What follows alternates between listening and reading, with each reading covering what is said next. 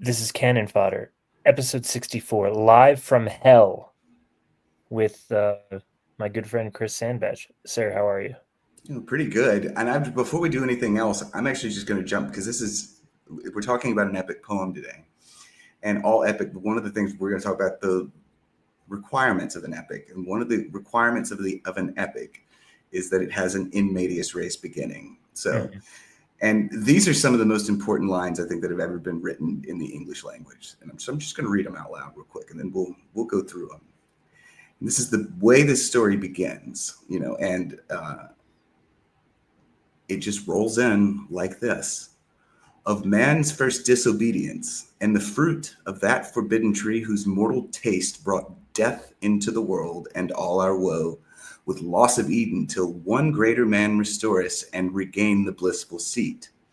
Sing, heavenly muse, that on the secret top of Oreb or of Sinai didst inspire that shepherd who first taught the chosen seed in the beginning how the heavens and earth rose out of chaos, or if Sion hill delight thee more, and Siloa's brook that flowed fast by the oracle of God, I thence invoke thy aid to my adventurous song, that with no middle flight intends to soar above the Ionian mount, while it pursues things unattempted yet in prose or rhyme. And chiefly, thou, O Spirit, that dost prefer before all temples the upright heart and pure, instruct me, for thou knowest thou from the first was present, and with mighty wings outspread, dove-like satst brooding on the vast abyss, and madest it pregnant. What in me is dark illumine, what is low raise and support, that to the height of this great argument I may assert eternal providence and justify the ways of God to men. Now, that, of course, is the invocation to what I think is the most important text ever written that doesn't have testament at the end of its title. I mean, it's I'm hard pressed to. I mean, you can obviously make an argument for the Homeric cycle. You could make an argument for, oh, gee, not much else actually. Really, I mean, when you're stacking up against Homer for most important literary text, you're in great company. Well, the thing about this one is that, the name of the show is Canon Fodder, right? Exactly. Yes, I was very And excited to do this. and when you think about what you're referring to as the English canon, there's again, we've talked about this before. There's lots of different ways to do it.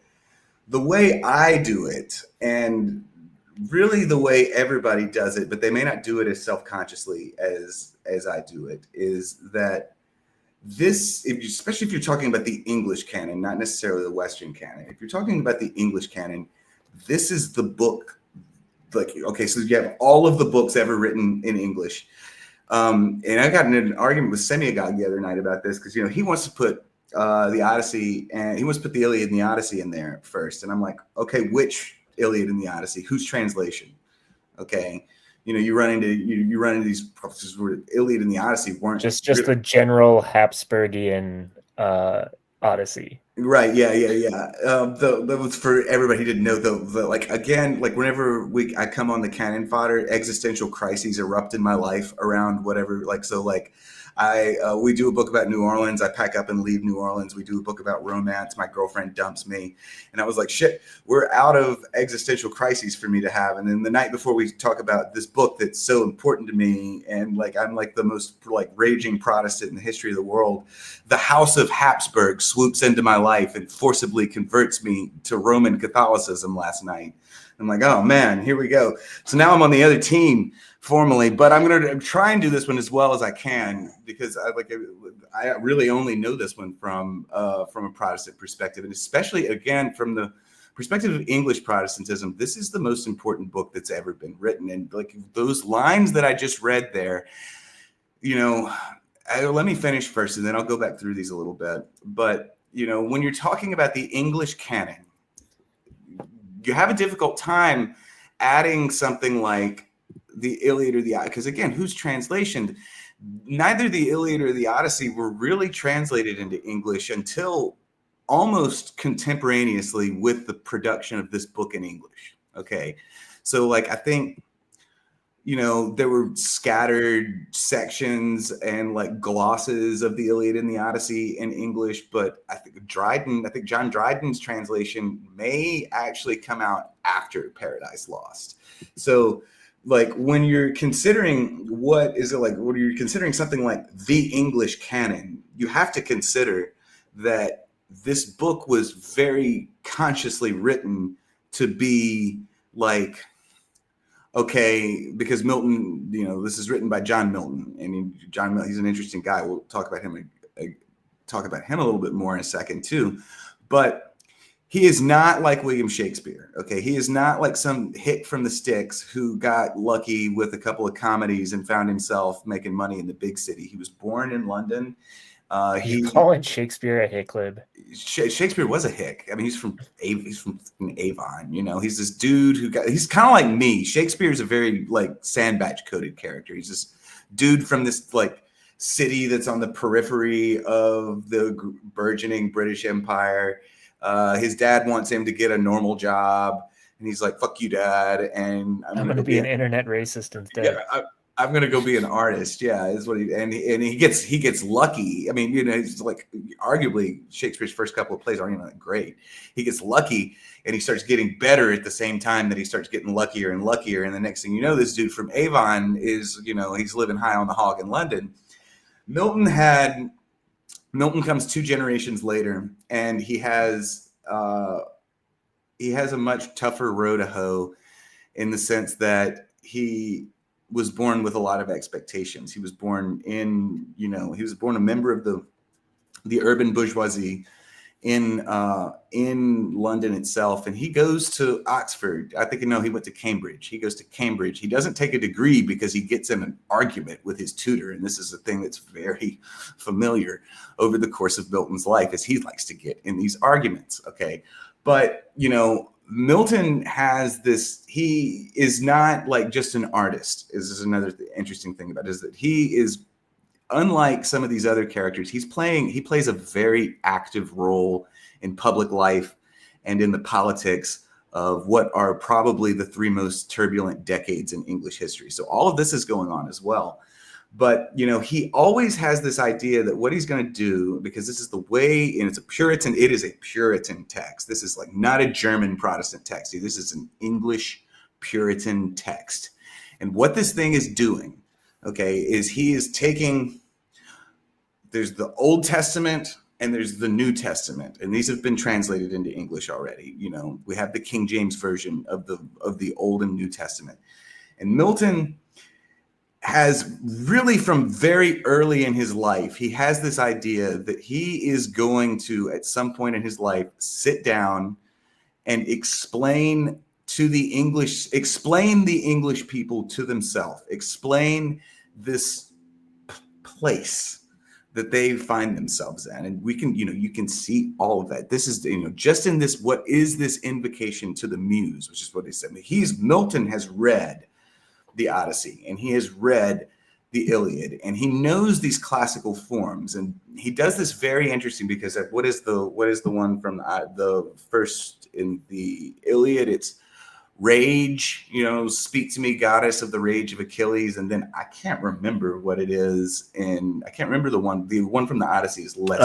It's tell me a muse of a complicated man. Yeah, tell me about a sensitive young man. Tell me, I'm of course using the blasphemous Emily Wilson translation. I haven't seen it. And then the famous one in the Homeric fan fiction epic, the Aeneid. That one begins "Armam virum Caecano." It means of arms I sing, and a man.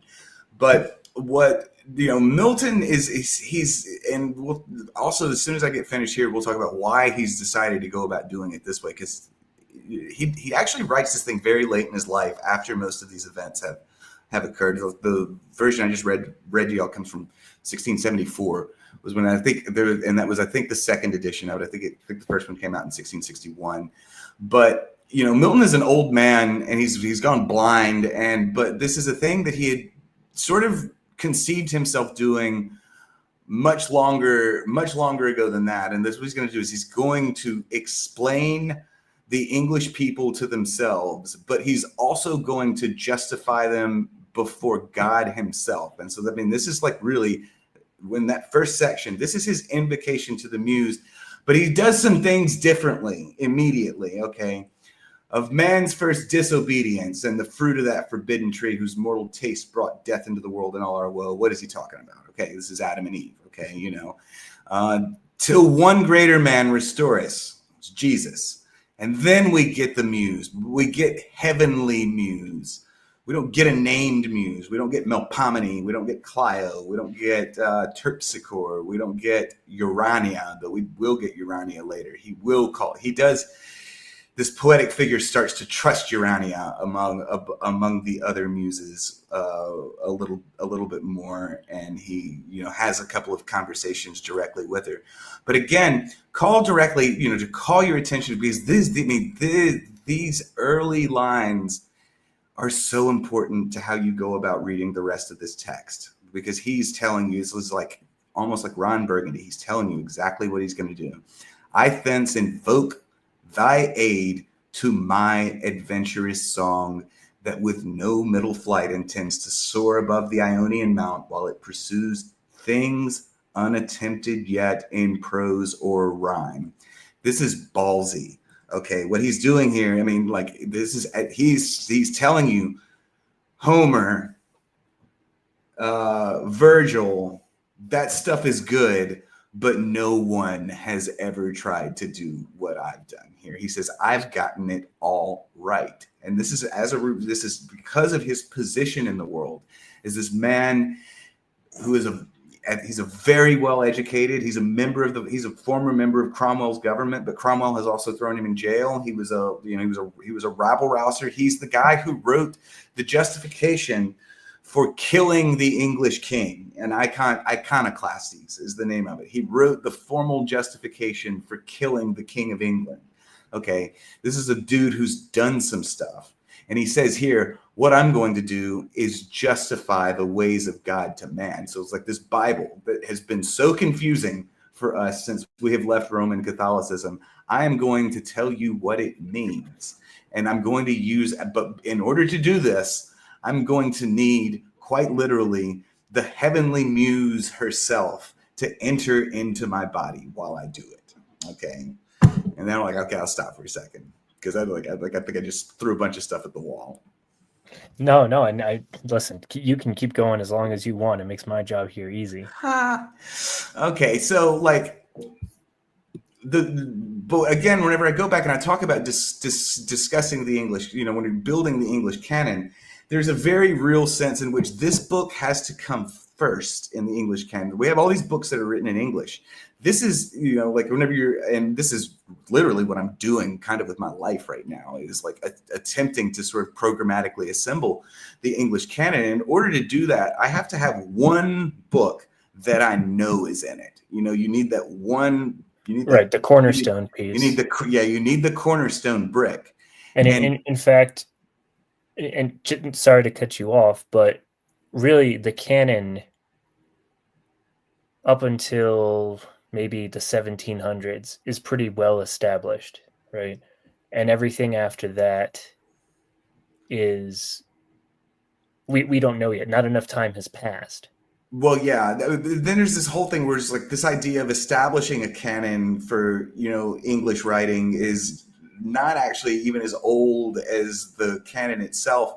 And the people who determine that they're going to come up with a list of books in English that everyone needs to read are really, in a very real way, trying to explain Paradise Lost using things that come after Paradise Lost. And sometimes they'll insert things that come before Paradise Lost.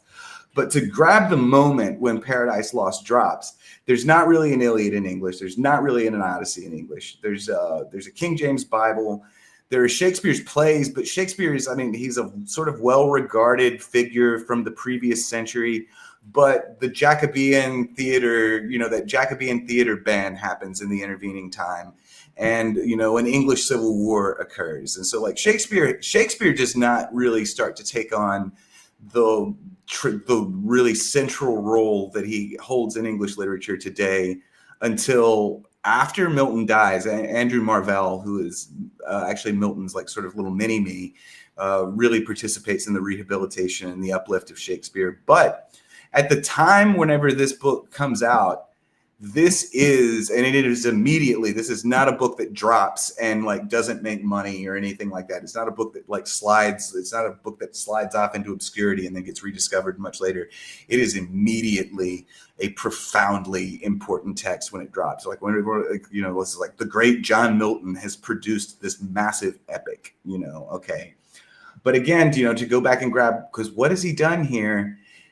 We talk about how every civilization is very popular for people to talk about how every civilization has their epic. There's their Gilgamesh, and the Greeks have the epic cycle, which is what we get the name epic from. The Romans have Aeneid. The French have Song of Roland. And I see this conversation happening about English all the time, and a lot of times people will want to go grab Beowulf. And then again, I always have to step in. No, it's not Beowulf. Like Beowulf is probably, you could say like maybe like if there's quote unquote Viking civilization, the interesting thing about Beowulf, was it you that I was talking about this with? Yeah, that Beowulf, it exists in one manuscript for the longest time. It's like it's stashed away. Nobody really knows it's there until the middle of the 19th century, whenever there's this sort of like romantic upwelling of interest in England's Germanic past, and people start paying attention to it again.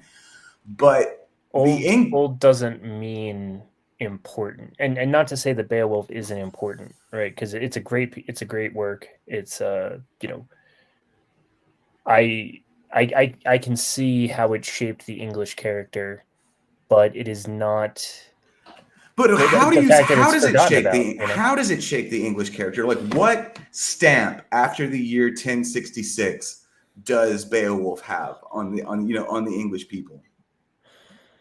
I'd have to think about that a moment. It's not even the most important medieval text. It's not even the most important Old English text. The most important Old English texts that come down to us from the dim English past are going to be Bede's Ecclesiastical History of the English People. There's Dream of the Rood, which is the conversion text. This was the text that is used to convert the English people to Christianity. And then there's like a smattering of other poems. One of them is called The Wanderer. And then there's another one called God. And there's some that are written by women. And then there's the Anglo-Saxon Chronicle. Okay. Well, I would say that Beowulf is important because it is a chronicling of the active Christianization of England. You see both worlds there. You see the pagan and the Christian interacting in Beowulf. Yeah. No, okay, now that's true, but it's like the reason is just not. It's never been terribly interesting to me, is because it's an inert historical subject by the time it really becomes famous. This thing drops live, okay? Kind of like Gilgamesh, if we're being honest. Very similar to Gilgamesh. It's like those people just don't exist anymore. Right. And so, like, sort of what happens here is that John Milton, as a very young man, he's like, and again, the reason I said why did Beowulf drop off? Because after 1066, what comes along, what becomes the great English story for the next 300 years or so, is the Arthurian legends, okay? And like when Milton starts at a very young age trying to decide what the hell it is he's going to do here. And it's very unusual also for us to have such, like, usually whenever we go this far back in the timeline, like look again with Shakespeare, like Curtis Yarvin doesn't think Shakespeare's a real person because there's so little attestation of him. And then this guy, less than 2 generations later, we have reams and reams and reams of Miltonian text because this guy wrote shit down all day, every day. He was no one's ever going to say that there was no John Milton. Yeah. He's the minister of foreign tongues. He goes to Italy. He does, he's involved, like, again, and we're going to get into the politics here in a second. He's involved in the politics of England. He's producing tracts. He's constantly very publicly working out what his worldview is. And very early in his life, it's in his notes from his time at Cambridge, we actually start to see him come up with this idea that the existing text that was sort of, people were starting to try and treat it as people were sort of starting to try and treat it as the English epic, was Edmund Spenser's The Faerie Queene, which is like nobody reads The Faerie Queene. No, I've never read The Faerie. I've read sections of The Faerie Queene because his stanzas are so lilting, and it's this thing that's written in like half-assed Middle English, and Middle English is even more obnoxious to read than Old English is, because it's like this sort of like aborted diarrheal like combination of three languages, and no two people wrote it the same. It's very hard to read. And The Faerie Queene is very hard to read, and it's not very good. But at the time when Milton was in college, it was the great work of literature in the English language that everyone was talking about. And Milton, initially he's got this idea that maybe what he's going to do is write an Arthurian topic. And for this, we're really kind of covering the same ground I did my undergraduate thesis on. Yeah, that's why we had you on. And one of the guys that I always turn to like help, because, and again, for readers, this is the most difficult text that's ever been written in the English language. Like that, I am very good at reading out loud. And whenever I did that bit for y'all a little while ago, you notice I had to slow down and look, because, in addition to being, who he was, Milton is probably the greatest single user of the English language ever. And unlike some people who are great users of languages, John Milton does not have any interest in slowing down or making it easier on you. He says, "Get up here with me, or I'm going to leave you behind." Yes, it's a very that's a very English characteristic as well. Yeah. I own a commentary on Paradise Lost by C.S. Lewis. This is the one we're going to use, because I think C.S. Lewis's preface to Paradise Lost, I think, and I'm not a big C.S. Lewis fan, but I think he really hit it out of the park here.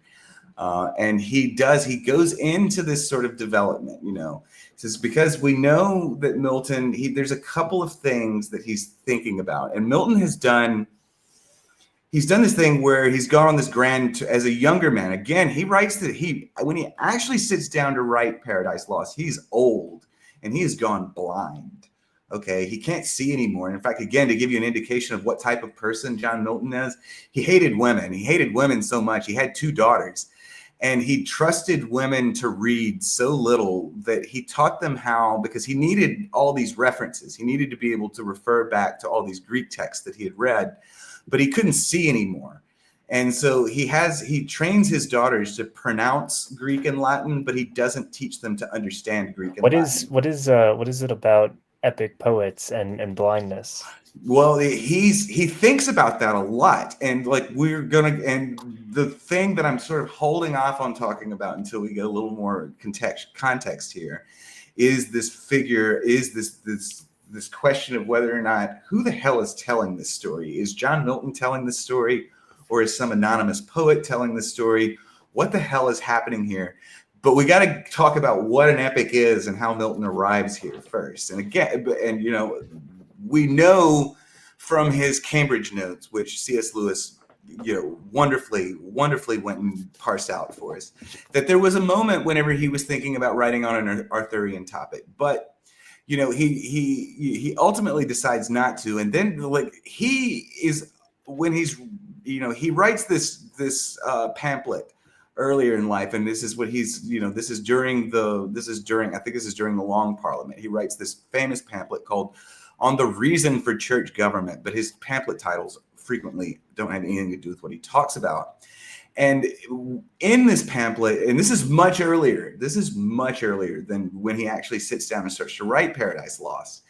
He talks about his time in Italy, and he had read a lot of Italian texts. He's fluent in, I think he's fluent in 14 languages. But he was really moved by Aristotle and particularly on the commentaries of Aristotle that this like very minor poet by the name of Torquato Tasso, and then also another one is another poet that he was very interested in Italy is Ludovico Ariosto, which is, if you know that meme about like the Italian duelist who like went to like fought like a bunch of duels Right. to defend Dante. Ariosto is the other poet that he's like sort of like squaring off against. But Milton read that's yeah. great. Yeah, Milton read these guys, okay, and in particular, he read a tract on epic poetry itself that like really, it affected him in a way that moved him away from the idea of writing on an Arthurian subject, and he decides, he's like, well. And this is a central tenet, a central principle of the English of like English Protestantism is that there has been some type of new covenant with God, that we've broken away from Roman papistry and we have freed the energies of God's new chosen people. Okay, and this is, a lot of European peoples have some version of this tradition. I mean, heck, America has this. Well, America's we inherited from him. Okay, no, but I meant there's this very, very specific brand of Mormonism. Yeah. I mean, and this is all of this is downstream of Paradise. This is how important Paradise Lost is, because when he's in the course of writing this, he sort of opens up this schism that, it allows people to read this text and come to their various conclusions. Like, okay, your version, no, I've got the real version of the English story. I've got the true interpretation of Paradise Lost. You don't have the true interpretation of Paradise Lost. And that, several cycles down, several cycles of abstraction that, and all of a sudden you're receiving Egyptian texts that in a language that never existed from, God in New York, and no, you can't see the tablets, bro. You just got to trust that they exist. But in this text on the reason for church government, okay, Milton muses on these things a little bit. We can tell he's already starting to think a little bit about how this thing is going to be constructed. And whenever he talks about epics, he in his mind, and he's gotten this from Torquato, that he takes the Aristotelian concepts of an epic and what are the Aristotelian unities that are required to make an epic. So like, what do we need to make an actual epic poem, like formally, according to like Aristotle? That's a question for you. Oh, I don't know. Okay, so I mean, I've read the Poetics, but not for a while. There's 10 of them, but some of them are sort of, because like the way Aristotle wrote is kind of circular. The important things that we need big important things that we need an invocation to the muse. We need big important things to happen. We need a heroic figure. We need a hero for this to be an epic. And I'm banging my hand on this one. We need a hero. Okay, and this hero has to do some things. He has to go into the underworld. He has to have a singular task that is beyond the reach of most men. And he has, in one of the things that he has to do in order to prove his heroicness, is he has to go into the underworld and he has to come out. He has to, what else do we need? We need, there's some linguistic, we need similes. We need lots of similes, and we need epic action. So there needs to be a big war somewhere along the line. But there are problems, because if you remember, the gods need to be there as well. Okay, but Milton has this problem immediately of Christianity. He says, because this is a pagan form. He's like, okay, we have probably like, oh, I can't really, like, so again, in that just that invocation section, we're going to have a muse, but it's got to be the heavenly muse. And so it has to be something like the Holy Spirit. And because the Holy Spirit is a man, it can't really be gendered. And he's really thinking about things this much. Like, this is a turbo autist. And we also have to understand the times in which he's writing. Anything sniffing of heresy meant death. Right, You know, right. and this book, this epic poem rather, uh, at the time at least, there was no hint of heresy to the Anglican Church, as far as I know. Right. No, yeah, there's, oh man, he's getting there. No, oh, he But rides the line, yeah, definitely. but there is that he does at this point in time, really by the time when he starts formulating this thing, when he's writing the reason for church government, he is towing a very fine line because he is one of these important figures who is who is in the pamphlet wars in London, and he is driving the narrative somewhat. Okay, so he is, yeah, there is a king, but the king has fled London, or the king is under arrest, and his faction is ascendant, and he is one of the luminaries of the Puritan faction. So he gets a lot of slack with the things he decides to say, but his own internal conscience is very concerned with getting this right. He is very cautious initially. So whenever he's deciding to write this thing in Reason for Church Government, he comes out with this. He's like, okay, it has to follow the unities of nature, but he also identifies this other thing that, that I think it's in the Toscato, or wherever that T-name poet was, where they identified that the Aristotelian rules for writing an epic were proper, but then there's this other thing called a natural epic that includes lots of little side stories and little vignettes that the reader is going to be more interested in. And then he comes up with these differing ideas of there's going to be a diffuse epic, which is what Homer and Virgil and Tasso wrote. And then there's a brief epic, and he identifies the book of Job as a brief epic. Okay, so and the difference between these is that in Homer there's these wide expanses. We're talking about the whole Trojan War, or we're talking about the lots of different events occur. But then there's the book of Job, where we're really just following this one story all the way through to its conclusion. And what he starts to settle on is that he's going to write what he calls a brief epic, though it's going to eventually expand to 11 books. He's going to write this. He doesn't have a subject yet, but he knows he's going to try and write in the Aristotelian unities. He's also going to try this natural epic that he thinks people will be interested in reading, and it's very important to him that people are interested in reading because he's justifying the way he's like, I can't lose my audience. I have to do something. So it needs to be, I have all of these needles that I'm trying to thread. He's trying to thread literally all of the needles of everything anyone knew about literature up to that point in time. And that's really the important thing you need to know about Milton, is that John Milton, when he sits down to write this thing, is one of the last men in the world who could make a reasonable claim to have learned everything there is to learn. Okay. And this is how he thought of himself. He's like, I've learned everything. How do I turn around and explain it to people? Okay. But he still doesn't have a subject in Reason for Church Government, really. He's discarded the Arthurian concept because it doesn't really. Well, why? Yeah, I wanted to know. It doesn't. Well, he's decided he's kind of decided it's too close to Spencer. But he's also interested possibly in a story about one of the ancient Anglo-Saxon kings of England. And he says, what king or knight before the conquest, could I write this about? And he can't really find anything because he doesn't have the materials. He doesn't have Beowulf, he doesn't have, and he's like, I can't find anything I like here. And then he starts thinking, because he's a Puritan, he starts thinking about a Hebrew topic. So I'm going to make this an Old Testament story. And then he's like, no, that's already been done. That's the literal Old Testament.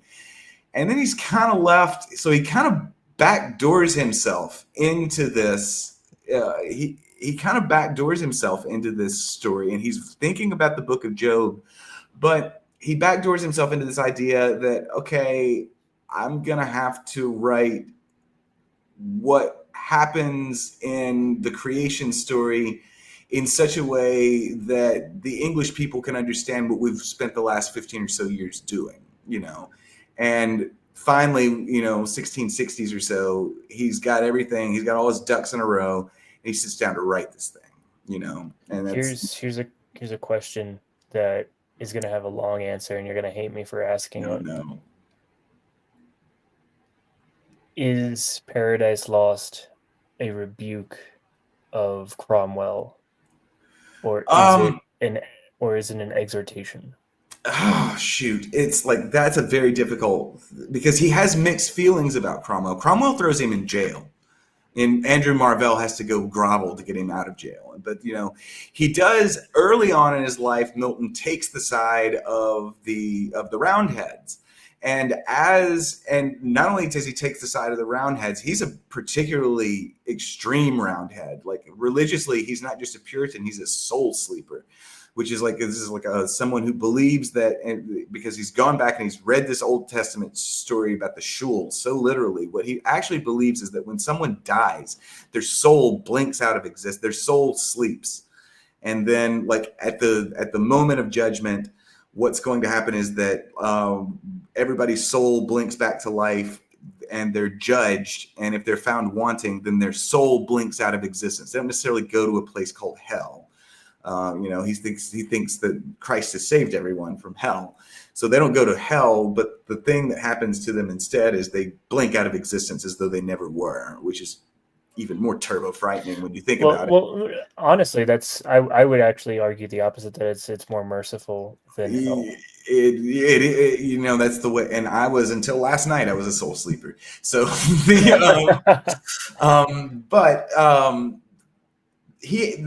the figure of, and we may not get this far today, the figure of Cromwell looms large in this.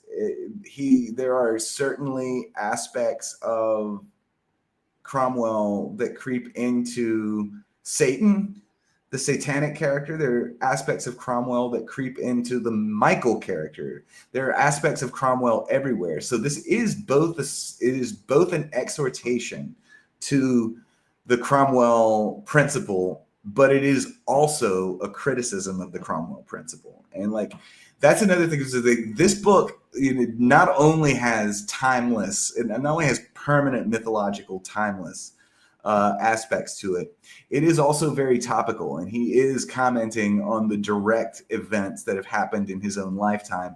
And those are the events that tend to slip under like, I don't know them all that well. I mean, I'm theoretically a literal expert on this, like on this period of history, and he knows way more than me. And sometimes the little references that he makes, I have to use, annotations. I've got the Caston edition. Oh, do you? With just page it, like every page has like 50 or 60, well, not 50 or 60, but it has a lot of footnotes. It's almost like its own little King James Bible, really. I mean, it has to be, because like you have, like, we've got that first second, but then like every time he does one of these things, and he annotated his own edition of it. He annotated it himself somewhat because he knew he was flying way above. He knew he was flying way further than people were generally able to go with him. But every time he stops and talks about blind Thamyris, or he makes some reference to like Silua's brook, he knows that his readers may not necessarily know what that is, because but he's very interested in explaining them. So like, if you're, again, a lot of you all have read Paradise Lost, but you've also probably read it wrong, and I'm here to fix you. I'm certain I've read it wrong. When I was in college, I was a teetering agnostic, like, sort of, I don't know about God or whatever. And I found myself caught hook, line, and sinker. Like, especially I was like a cringe libertarian. Like, yeah. Why would I serve when I could self be the king of my own domain? We're right on the cusp of it now. You know it's coming. It's coming. Well, no, but it's almost awful that they teach Paradise Lost in university these days because they teach it wrong. They teach it. They don't have the Christian context to teach it. There's a possibility that like maybe 30 people on the whole planet know how to read this book properly, and I'm one of them. You know, okay, Nick Land is one of them. The person who taught me to read it is one of them, because the person that taught me to read it wrote the book that I used to be like, okay, this is a damnably difficult, it's a damnably mimetic text. And of course, you were leading into it with the, is this Cromwell? And I mentioned him, I mentioned Satan, and I mentioned that there are requirements for an epic. Okay, this is the big question with Paradise Lost. Okay, and it comes from readings that come down to us from about 100 years later. My own very good friend William Blake is arguably part of the problem here, though I think I can actually save Blake. I can't save Percy Shelley, and I can't save Wordsworth, and I can't save the rest of these people who they look at this book that's very clearly an epic, and we have Milton's notes talking about how this is an epic. But there are problems. You know, we need a trip into hell. We need a heroic action. We need a lot of things, but this also, we have to figure out how to slip it in with Christianity. So like, okay, it's a biblical epic about the war in heaven and the fall of man. Who's the hero here? Is it God? It's Christ. And I'm just gonna cut to the chase. It is Christ. Ooh. And just because he is not. Oh, really? Ooh. Okay. All right. No. Play it out. Yeah. No. He is a. Okay. The best way I can describe it is: Have you read Ben-Hur? Yeah. A Tale of the Christ, right? Which is it's.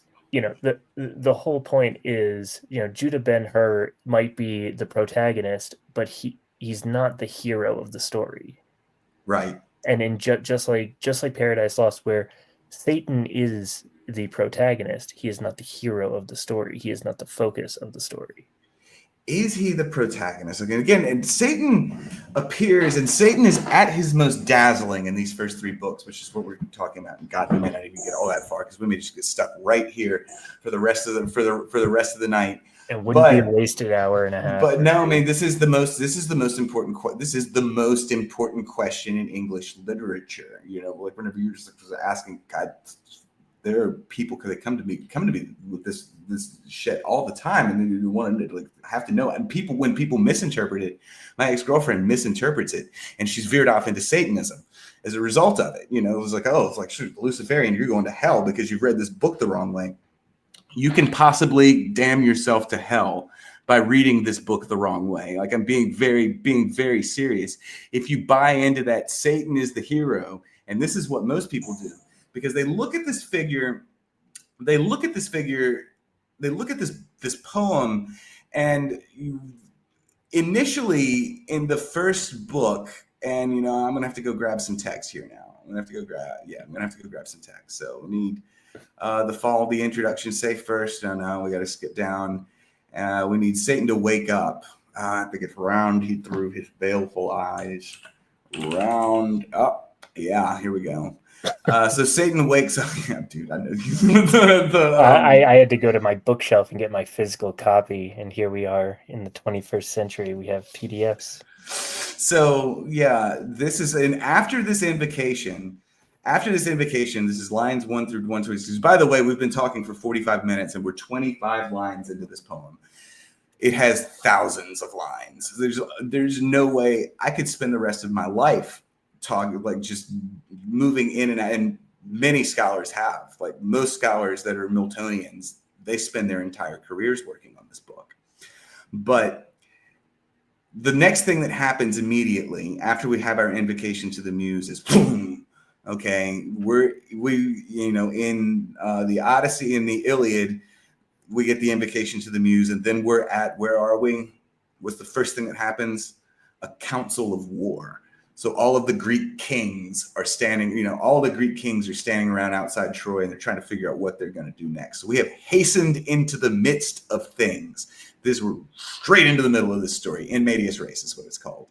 And what we find is that Satan and his infernal angels have been cast out of heaven, and they wake up. And this is, we get this wonderful, we get this incredible description, where, Satan is introduced to us, as the deceiver of the mother of mankind. He says, what time his pride had cast him out from heaven with all his host of rebel angels, by whose aid aspiring to set himself in glory above his peers, he trusted to have equaled the Most High, if he opposed and with ambitious aim against the throne and monarchy of God raised his impious war in heaven, and battle proud with vain attempt, him the almighty power hurled headlong, flaming from the ethereal sky to bottomless perdition, there to dwell in adamantine chains and penal fire. And then he wakes up, lost of both happiness and lasting pain torments him. Round he throws his baleful eyes that witness such huge affliction and dismay. Okay, so he's woken up, and then he looks around him, and his chief lieutenant Beelzebub is there, and he starts looking around him even more, and he looks at where he's at, and he says, Beelzebub looks at him and says, "You don't look the same." When it's like Lucifer is this beautiful character, is this beautiful, resplendent morning sun character, and Beelzebub looks at him and says, "If thou beest he, but oh, how fallen, how changed from him who in the happy realms of light, clothed with transcendent brightness, didst thou outshine myriads though bright? If he whom mutual league, united thoughts, and counsels, equal hope and hazard in the glorious enterprise, joined with me once, now misery hath joined in equal ruin, into what pit thou seest, from what height fallen." It's like, oh, where are we? We're in this fucking prison. And then the next thing we see is that the demons, all of the fallen angels, they just scatter and they start building this elaborate kingdom in hell that gets referred to as pandemonium. Okay. But this is very similar. This man is being described in a very heroic way. He hops up immediately. He wakes up. This is what happens in Aeneid, in book one of Aeneid. The ships of the Trojans have been cast onto the rocky shoreline, and half of them have been killed. And what does Aeneas do? He hops up on a rock and gives this incredible speech. It has my favorite line of Latin poetry in it ever. It says, "For sonnet haec olim meminessa juavabit," is perhaps one day it will please us to remember even these things. This is the heroic posturing of an epic hero. This is a character that he looks like what the heroic action of this text is going to be, is this character who is in fact Satan climbing back out of hell. Okay. If I'm wrong, then who is the hero of this text? I'm getting there. Okay. All right. Okay. The people Satan looks right. Satan checks all the boxes. But this is a Christian story, Okay. So we look at Jesus. Jesus is kind of this cardboard cutout figure. He doesn't even really have many lines. He didn't show up very often. He's the chief messenger of the Father. The Father is almost totally missing. And this is where someone that I recently read talking about this story badly misinterpreted, but this is like how you get yourself one shot into hell. Badly misinterpreted all of Christianity as a result of reading this wrong. Chooses to read Christianity as the Dionysian, the Dionysian, instead of the Apollonian, and makes this claim that the Apollonian and the Arian is this story in which Satan is the hero, and that what the Apollonian and the Arian is, and what the Western id is this Faustian spirit that dares to sin in the light of day. Okay, that doesn't work because that's not good. This God figure is too remote to really play much of a role in this story. And so we can actually determine this is actually the most Apollonian story in the world, because it has this figure, this God figure, this figure of God who is so remote and so omnipotent that he doesn't really participate in the story. And to bring this all the way back to like sort of ancient Aryan myth, God is the sun in the sky of this story. He occasionally participates, but he's mostly just there witnessing it all. So we've dispatched. Jesus doesn't do anything. He doesn't do the right things. There's no heroic action. There's no descent into hell. There's no real dilemma in the figure of Jesus in the story. So we're left with Satan again. He does all the right things. He's, he has his similes. He's this resplendent, larger than life figure. He fights a war. He's this, sort of incredible leader. But no, there's a character we haven't talked about. And he's been sitting here from the very beginning, okay? Of man's first disobedience and the fruit of that forbidden tree, whose mortal taste brought death into the world, and all our woe, till one greater man restore us and regain the blissful seat. Sing heavenly muse. Fast by the oracle God, I thence invoke thy aid to my adventurous song, that with no middle flight intends to soar above the Ionian mount, while it pursues things unattempted yet in prose or rhyme.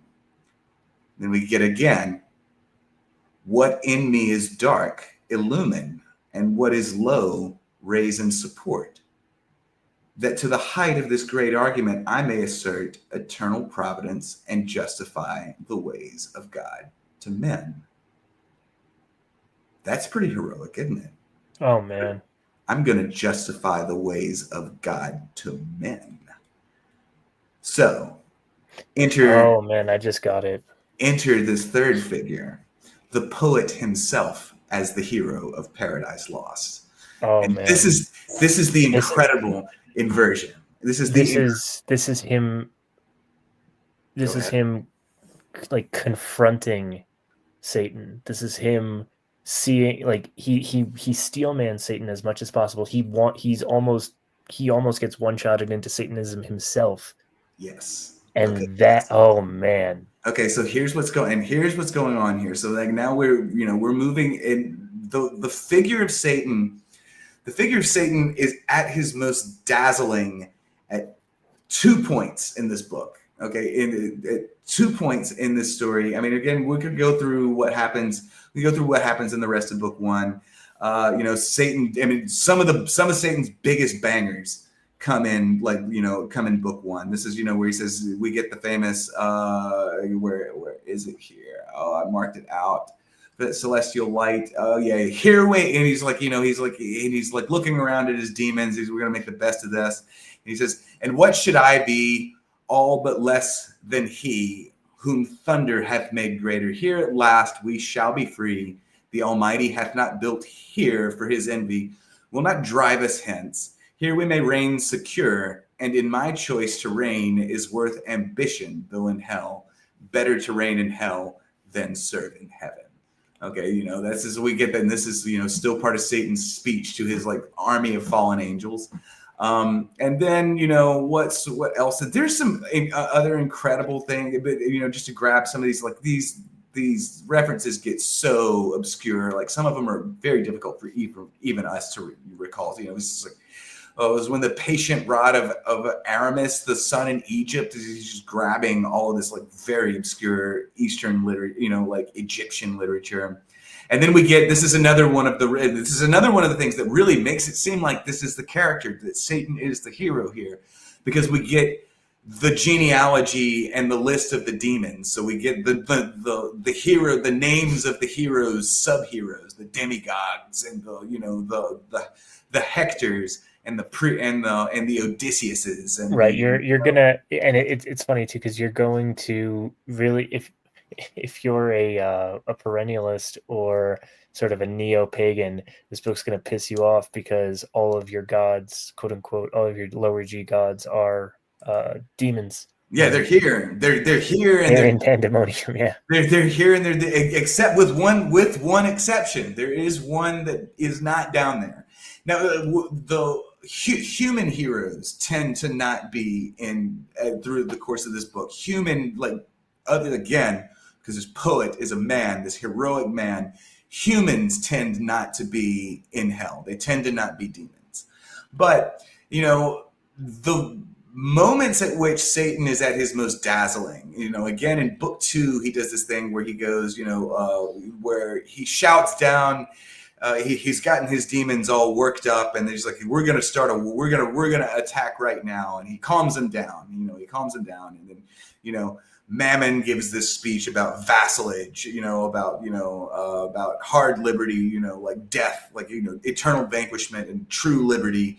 Oh, you know, it's going to be 19th centuryized as experience over vassalage. It becomes this very important subject in English, you know, oh God, if you know any of the English stories and sort of things, like, you know, Britons never shall be slaves. You know, we're doing this innocence experience dialectic, and, you know, book two mostly sets that up. But there are these things that Satan does. He just this heroic play. He says, I'm going to go on a mission. And then this seems like Satan's trip. This is like, okay, we're speed running all of the requirements. I mean, we're speed running all the requirements for Satan to be the epic hero of this story. And, you know, Satan, he's just like, no. He's like, we can't attack God now. We just lost a similar fight. I'm going to go do some reconnoitering. Okay. You know, and then he does this, you know, and he gives them this long speech about, you know, what he's going to do. And then he takes flight. He says, I'm going to go to this. I'm going to escape hell. I'm going to get out of here. And, you know, then he goes and he confronts sin and death at the gates of hell, and he sort of tricks them, and he gets past them. And then he's free. He's loose in the world, you know. Okay. And that's how book 2 ends. I got to go grab book 3 now. So I got to mute so you can talk for a second. So, okay. I'm just kind of standing here stunned. Kaboom! Yeah. Exactly. Like you explaining that Milton and really actually by proxy, the reader himself is the hero of the story. Yes. And I would think, what are the implications of Protestantism? Oh, damn. All right. Yeah. Oh, okay. This is the most complicated book that has been written in the last 600 years. All right. And just to parse out my thoughts a little bit here, right? Piece out our imperfections with your thoughts. 1,000 parts divide one man. The Protestant mind, or really the Protestant ethic, and not work ethic, but just the sort of the whole reason that we have the Protestant church as it exists is man coming to grips with God himself and getting rid of the pomp and the circumstance, and really like what they would consider these towers of Babel that we as men have created in order to know God, but really we've only kind of known ourselves. This is damn. But again, Satan is doing the same thing here. He's like, you know, Satan himself, like, this is where the good part of Cromwell comes out in Satan as well. Okay, because Satan is doing the same thing. You know, he's just like, he has declared, but, you know, in his, like, there are a couple of different things going on. So Satan is referring to God as the Pope. You know, he's looking up at this father as this popish figure who is like this constrictor on the liberties, and he has his favorites. And, you know, there's this choking hierarchy in heaven that is supposed to be paradise, but it's actually a prison. And Satan himself is also working through this with reason. You know, he's making the same kind of mental leaps. It's like, okay, if we're trapped in this, you know, inside the museum, infinity goes up on trial, voices echo, this is what salvation must be like after a while. You know, like, what do? We have to rebel against God. Okay, boom, one-shotted. You burn in hell forever. Okay, you have free will. You can make your own decision. And with the ability to make your own decision comes the ability to get yourself fucking thrown in a pit of fire for all eternity. Okay, and so what we have instead is this poet figure he's asked the heavenly muse. I know a lot of shit, heavenly muse. I know a lot of things, but please help me, because my people have just come unmoored from the popish tyranny, and they are lost. You know, we have been fighting civil wars against one another. We have done incredible violence to one another. We're getting something wrong. Let me show them how to get it right. And I'm going to do this by walking the pilgrim, and Pilgrim's Progress is the other book that sort of does this. I'm going to walk along with them, and I'm going to give them a book that they can understand, and I'm going to explain it step by step, how you can have both free will, both the ability to read the words of God and not get it wrong. And this is the ultimate in the Protestant world, in the Protestant subject. This personal relationship with the deity it's the most striking aspect of Protestantism, and for Catholics and for Orthodox, it's the most horrifying. For the reason that you can't just go say I'm sorry. You can't pay an indulgence. You can't. There's no sacrament of confession. You know, when you get something wrong with God, He punishes you until you get it right.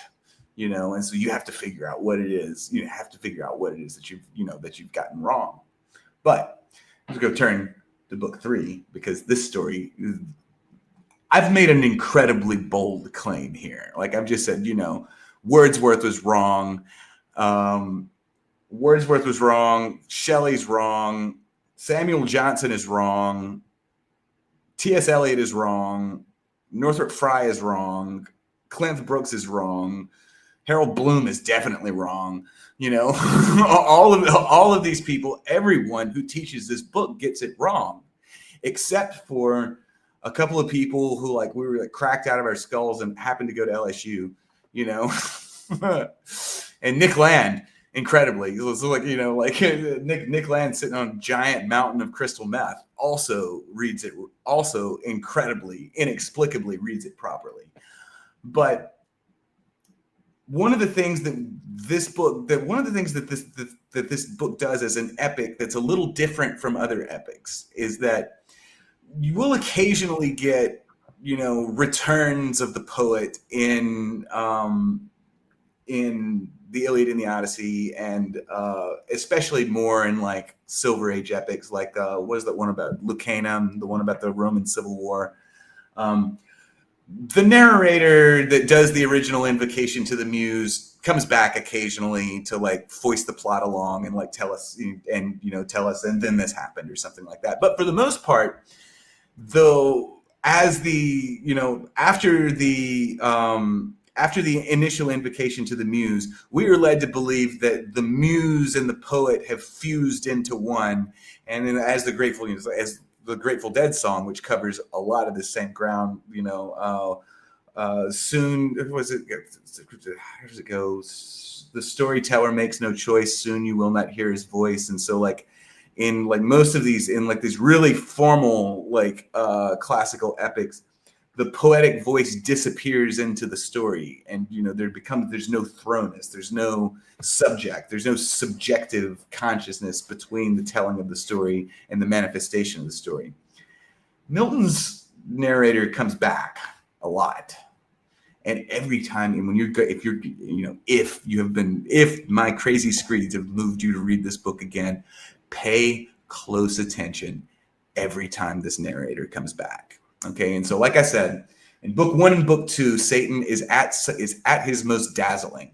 He has woken up in hell, and he has made this very convincing argument that what has been termed heaven in the past is this hierarchical chain. It's this prison. It's not terribly different from the way Dante has recently portrayed hell. If you remember the lowest circle of hell in Dante's Inferno is this lake of ice. You're just frozen there forever. You have no agency. You have no agency whatsoever. You're eternally at the whim of external forces, and they are either all merciful or totally merciless, and there's not a lot you can do about it. Okay, you know what? You can't. You know, it's difficult to imagine. You know, Aeneas or Aeneas, for instance, or is it Aeneas? Yeah, Aeneas is the character who guides Dante into hell, but he doesn't get to go to heaven. He's done all this incredible work, but the rules say he doesn't get to go to heaven, so he's stuck in purgatory. You know, and like Satan looks at that and goes, "This is like, look at this guy. He's done all this incredible work. He should get to go to heaven."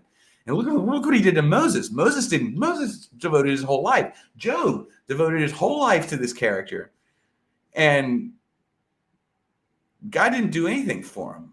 Whatever they did, it didn't matter.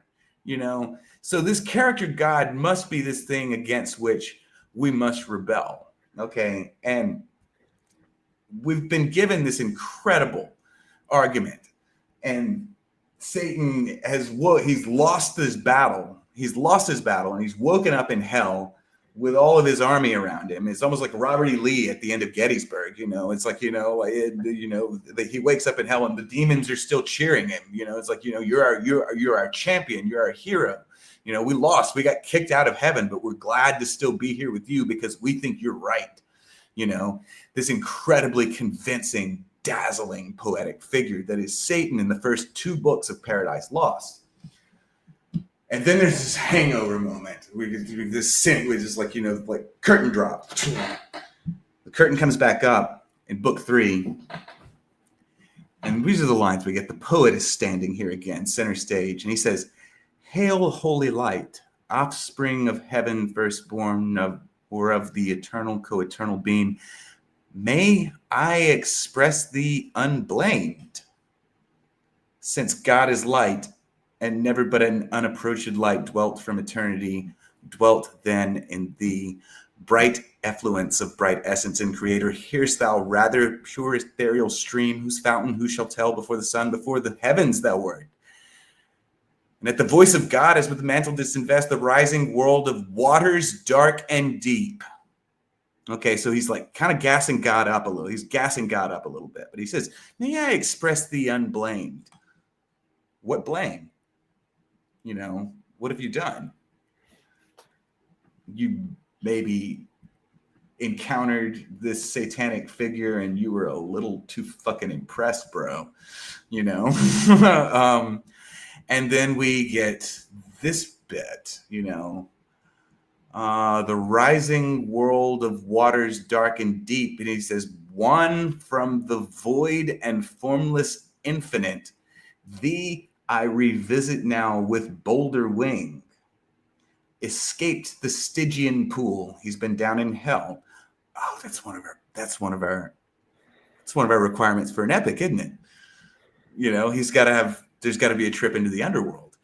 One from the formless infinite, thee I revisit now with bolder wing. Escape the Stygian pool, though long detained in that obscure sojourn, while in my flight through utter and middle darkness born, with other notes than to the Orphean lyre I sung of chaos and eternal night. Taught by the heavenly muse to venture down the dark ascent and up to reascend, though hard and rare, thee I revisit safe and feel thy sovereign vital lamp. What did I refer to as God? How did I refer to as God, the pure Apollonian, the eternal beam of light? This is what this poetic character is telling us right now. This is like this God is all these old Greek stories about Apollo. They were talking about this God. This is light itself. This is sunlight itself. And then he says, "I feel thy sovereign lamp, but something's happened. But thou revisits not these eyes that roll in vain to find thy piercing ray and find no dawn. Or dim suffusion veiled, yet not the more seaside a wander where the muses haunt clear spring or shady grove or sunny hill, smit with the love of sacred song, but chief thee, Sion." And this is the river, of course, that's in Israel. He's there and he can hear it, but he can't see it. And then he says, "Nightly I visit, nor sometimes forget those other two equaled with me in fate, blind Thamyris and blind Maianides." These are the two great blind poets of of the classical world. What has happened here? What has happened here? Oh my God. This poet who has said he's going to do this thing that has never been done before. He asks for the heavenly muse to help him, and he goes down and he's in hell, and his first encounter with this task that he has to do, he looks at Satan and he sees the resplendent Luciferian character, though he sees the morning star, and he becomes entranced with it and starts presenting this character, Satan, as this heroic poet. But God, in his infinite mercy and his infinite sympathy for the plight of this poet who is attempting to justify the ways of him, reaches down, sends the muse down. And you remember how I said over the course of this poem, one of the muses, the poet starts to trust a little bit. And it's Urania so God sends this Greek character Urania down into hell to grab this poet who is falling under the spell of Satan, and bring him back out, but cut off and for the book of knowledge fair, presented with a universal blank. He looks around, he can't see anything. There has been a cost, because this is the Protestant God, and because the decision that this character made to go down into hell and stare the demon straight in the face, that was free will undertaken. And God is merciful, but maybe you shouldn't have done that, bro. Zap! There go your eyes. You've been punished. But so much rather thou, the celestial light, shine inward, and the mind through all her powers irradiate their plant eyes. All mist from thence purge and disperse, that I may see and tell of things invisible to mortal sight. So this is a punishment from God. God has blinded me. And it's also in the Old Testament, the Israelites are carrying the Ark of the Covenant, right? Right. And it's about to fall over, and this guy reaches out to touch it, and he just immediately just dies. Mm-hmm. Right? Like he literally cannot touch it. It's not punishment isn't even the word. It's consequence. Mm-hmm. For interacting outside the realm of man. Because this is eternity. This is the eternal beam of light itself. This is the pure Apollonian. There is no wiggle room. You did the thing. Nature has laws. You touched it, you die. You went down to hell, and you couldn't handle seeing Satan. But there is a bit of love here. There's a like he says, this thing that you're doing is so important, though. I'm going, instead of just kill you, instead of just leave you down there, I'm going to rob your eyesight. But one of the things this is going to be able to do for you is that you're going to be able to talk about Satan now without having to see him, without having to see the resplendent image of me that is in Satan, and you will no longer be tempted. You will not be able to see with your eyes, but I've planted eyes in your soul, and now you can perceive the wrongness of Satan. Okay, and then you continue telling your story, and that's the first three books. And what we've just done there is speed run all of the requirements for an epic, and we've almost gotten a hero out of Satan, but then it turns out maybe this character, this one figure who, through literacy and composition and his attempt to wrestle with this, the shield of papistry is gone. There's no spiritual the veil has been lifted. Right. So you're fighting with evil itself. You're fighting with the eternal evil itself. This is the most important struggle in the history of the world. So we have to equip you with the proper. We gotta change your load out here. You don't need eyes, man. You need something else. Like you go. Like, remember, Homer didn't need eyes either, and Thammus didn't need eyes either. So like we're gonna try it this way. We're gonna take your eyes out. We're gonna take your eyes out, and then we get into the third book, and Satan is again here in the third book, but Satan is diminished somewhat in the third book, and the characters that enter, Satan diminishes from the story, and we meet Adam and Eve now. Okay, so it's like, okay, you've already gone and met Satan, and you didn't do so damn good.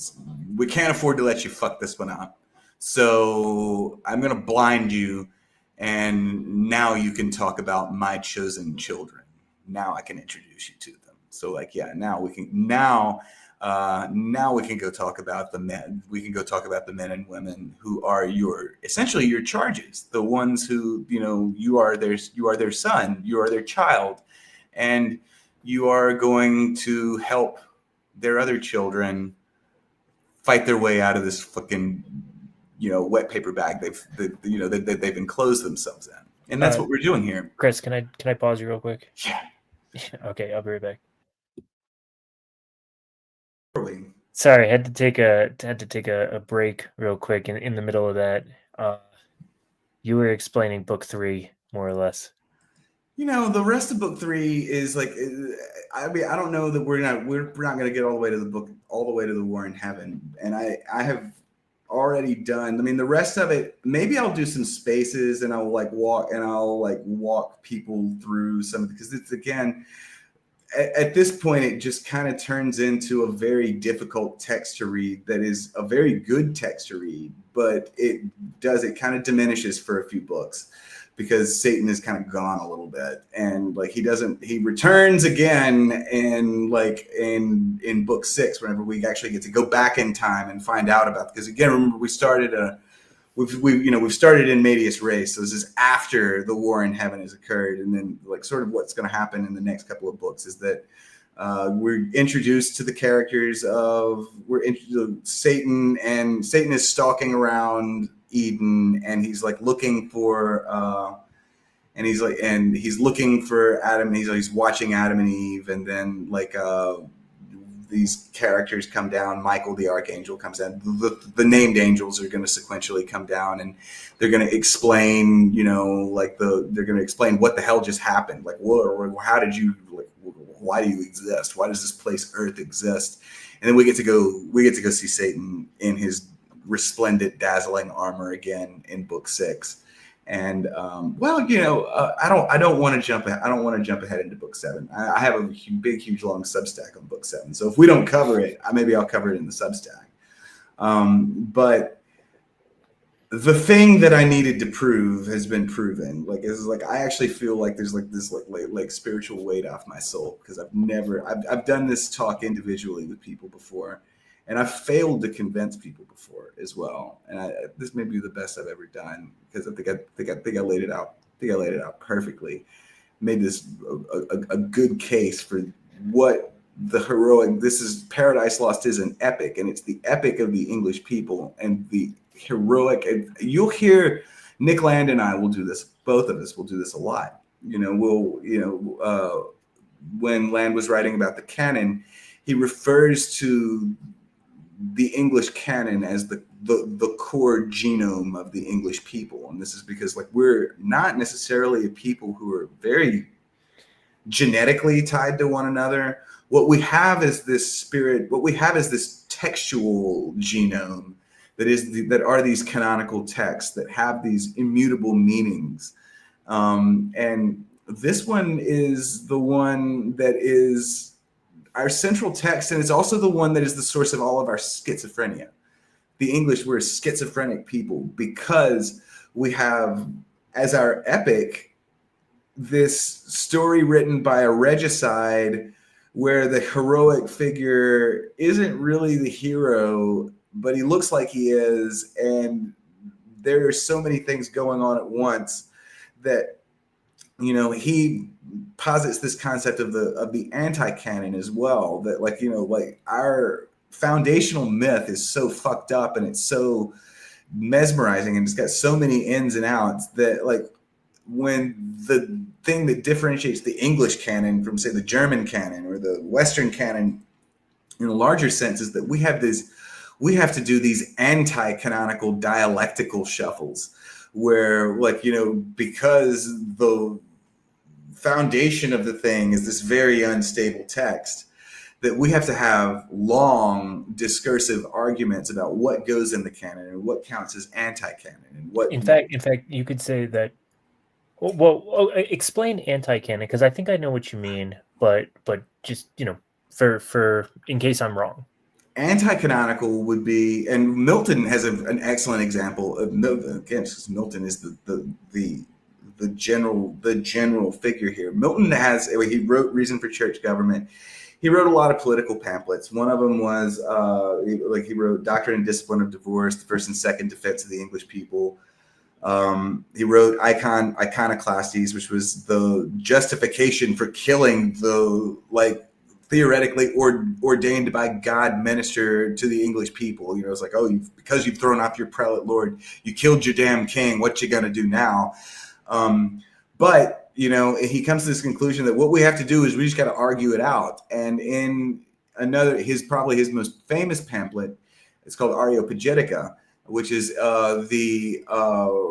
his argument against strict licensing of the printing presses. So it was canonical up to that point in time that information itself was probably too dangerous. It was too dangerous to just let anybody say whatever they wanted to about whatever they wanted to. It's like access to the printer, access to the money printer, access to the printing press was restricted as much as access to the Federal Reserve is today. That's so funny because the Pope tried to do the same thing.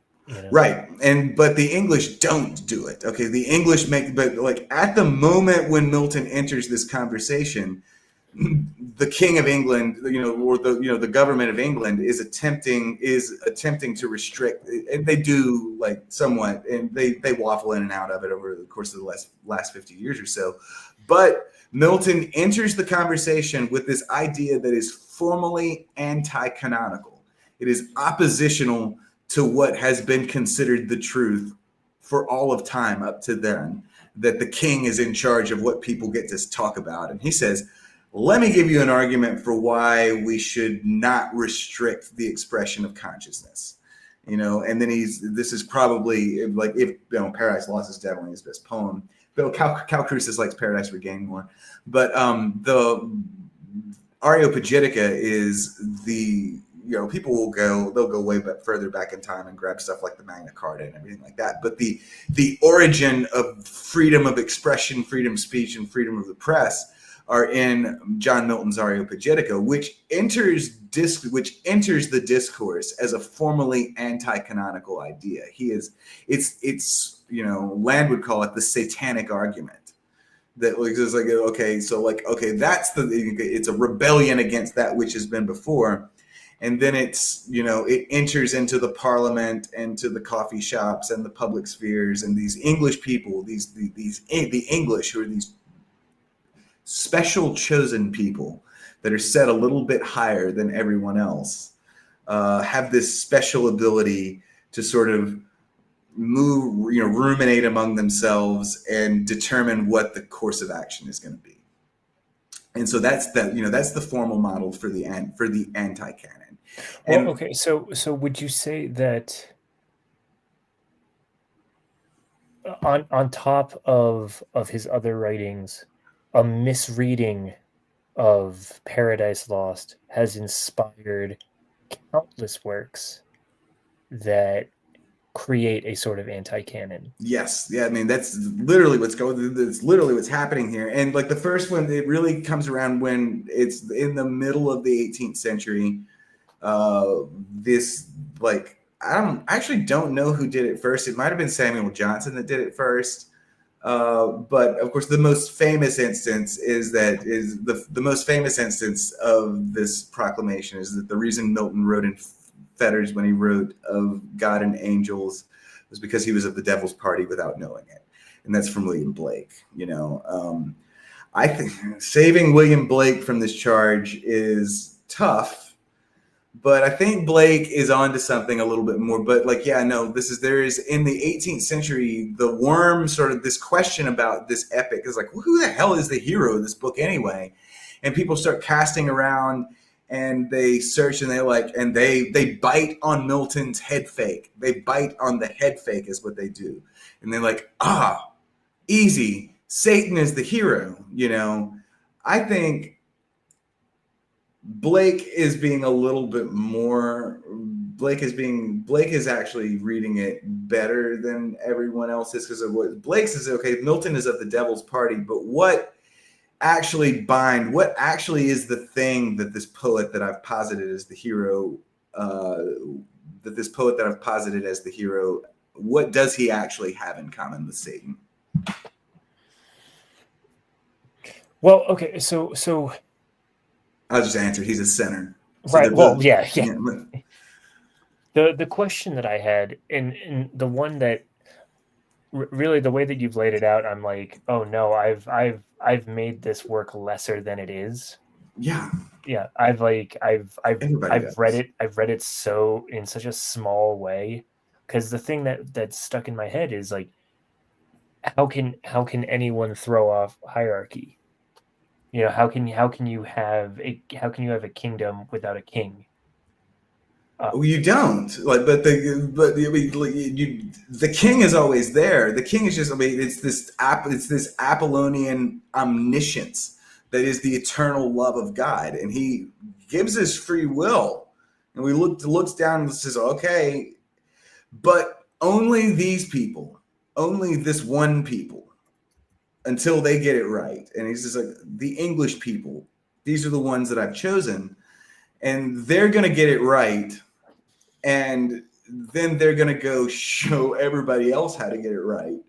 And you can sort of see the problems that immediately emerge with, like, if you know English history very well, you can sort of see, but you can also see concepts like America starting to like peep their head up above the waves, like this like messianic fervor, this messianic altruism that at their best the English have. This idea we're going to go, like 100 years later, or contemporaries, John Donne's talking about the meridians, like the meridians on the English maps form crosses, and the wooden crosses on the masts of our ship are like this, like we're like sailing into the unknown to bring the perfect word of God to the savages. And this sort of thing. It really is like the proto manifest destiny. Yeah, it's what's going on. But then there's Milton again. Then there's Blake again, and Blake has, by God, that is like 10 more shows. But Blake has by far the most interesting take on this sort of messianic fervor. And what he says in Blake's last book is called Milton, a poem in 2 books, and it includes that his invocation to the muse in this book that he titles Milton is this like goofy poem that says, and did those feet in ancient time walk upon England's mountains green, and was the holy Lamb of God on England's pleasant pastures seen. And it has at that it has that line at the end, till bring me my bow, bring me, I can't remember right now, but the last lines are, till we have built Jerusalem in England's green and pleasant land. Okay, so this that what sort of happens, what this book Paradise Lost is, and I'm guessing we're going to probably talk about this another time, but what this book Paradise Lost is God. It's conceived not quite but almost as a third testament that sits alongside the first two. It's funny, I said that once, and I immediately regretted it, saying like the words left my lips, and I was like, oh no, but it's so close. It really is. But this is this thing that this poet also, by the way, is navigating. He's navigating his own vanities as he writes it. So there is this temptation, and I will certainly produce addendum material because you said you were booked for a while, and I'll like start talking about these every time this poet comes back. And actually, I'll jump ahead to book 7. Go ahead. Yeah, and we have time. So we have time. We at least another half hour. At least, well, we may not go that long. But okay, so what happens is after the war in heaven, and what the war in heaven, if you remember what happens in book 3 that we just talked about is that the character, the poetic character, is carried into hell. The muse carries him into hell. But when it comes time to talk about the war in heaven, the muse has to do this other thing, and has to, instead of bringing him down into hell, has to bring him up into heaven. Okay. And I won't talk about book 6, because book 6 is like some of the most like adrenaline pumping. It's one long fucking battle scene where like Jesus and Michael and Satan and Beelzebub are making these very classic like Iliad-esque speeches, and they're like, but nobody's dying because they're angels. So like, like people are like they're like jabbing swords into one another's faces. And like, then like, the angel just pulls the sword out of their, this is very like, I don't know what to call it, because like nothing formally is happening, but incredible violence is being done. And then the curtain comes down again, and, in book 7, and then we get, descend from heaven, Urania. And again, this is what I said. He's familiar with Urania now. He and Urania have been on some trips together, and he's starting to like her a little bit. He's been very skeptical about the other muses. And it's interesting too, because Urania is the sort of muse of astronomy, of the heavens. Right. Like there's a specific reason that he trusts Urania above the others, because she is the one. The mathematics are perfect. She's the perfect. She's the emanation of God's perfect mathematical creation. So he's like, this is the one I can trust. It's not the muse of tragedy. It's not the like, you start dealing with. This is the one that's hanging out in heaven. Yeah, don't trust the woman who names herself the muse of tragedy. She'll ruin you. Well, she'll read the first 3 books of Paradise Lost wrong, and blame you for it, and oh my God, all sorts of terrible things. Again, not to get too personal. She's Medea, right? And she's certainly going to listen to this too. So hello, how are you? Repent. Right, but descend from heaven, Urania, by that name, if rightly thou art called, whose voice divine, following above the Olympian hill I soar, above the flight of the Pegasean wing. So it's like, okay, come get me, Urania. You came and got me, Urania, and we flew way over Mount Olympus. Those Greek gods, they're way underneath us right now. Like the Pegasean wing, Pegasus couldn't fly this high. But then he does it. He says, the meaning, not the name, I call, for thou, nor of the Muses 9, nor on top of old Olympus dwelt, but heavenly born. Before the hills appeared or fountain flowed, thou with eternal wisdom, Sophia, did converse. Wisdom, thy sister, and with her you played in presence of the Almighty Father, pleased with thy celestial song. And then he's like, upled by thee into the heaven of heavens, I have presumed an earthly guest, and drawn the imperial air of heaven. I was carried up into heaven by Urania, and I breathed the air of paradise. Thy tempting, with like safety guided down. And then he says, return me to my native element. He says, this was too good. You got to bring me back down. I'm getting, but do you see there's a progression here as well? There's a development of wisdom on the part of this narrator that we haven't seen before. He was tempted by Satan the first time. He was like, I'm going to justify the ways of God to man. I'm going to go do this shit. Look at Satan. Right, yeah, no, the first 3 books are an experiment in vanity.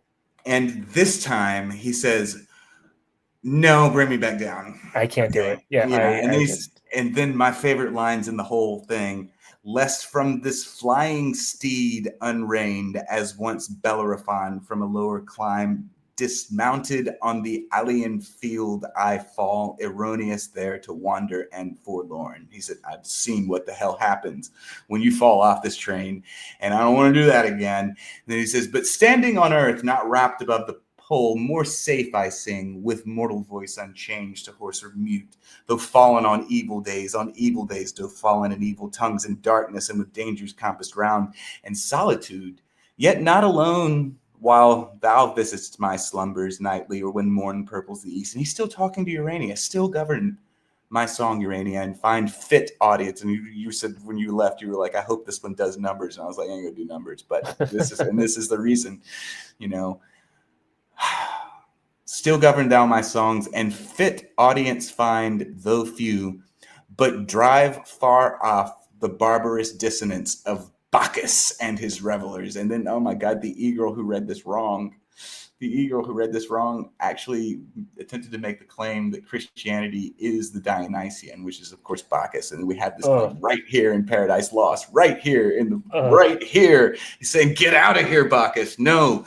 The eternal Son, the omnipotence of the eternal Son, and then he says, he does some more stories of that wild route that toured the Thracian bard and Rodrup, where woods and rocks had ears. And this is really interesting because, I mean, another book that I want to talk about with you, also concerns her, is Eugene Onegin. And in Nabokov's Invocation to the Muse, at the beginning of Eugene Onegin, he makes direct reference to this section and says, he's like, and he's, he talks about how, the fourth stanza, he's like, Nabokov is talking about the fourth stanza of Canto 8 of the poem. And you look at the fourth stanza of Canto 8, and Pushkin is telling this story over again. So, like, that's why I want to talk about that story as well, because Nabokov is very clearly doing this Miltonian thing. But the important thing to note, the important thing to note here is that the character has developed a sense of wisdom and is progressing. This is the thing that you would want in an epic hero, that they, this is very similar to Aeneas in book 1. Aeneas gets nothing right in book 1, and in the beginning of the Odyssey, in the beginning of the Odyssey, Odysseus is trapped in this, Odysseus is holed up in this island with a fucking e-girl. And like he doesn't, he's like totally enraptured with her. I just use e-girl for everything now. I was gonna say when we started, I was like, "Oh, this episode is brought to you by ketamine, horse tested, e-girl approved."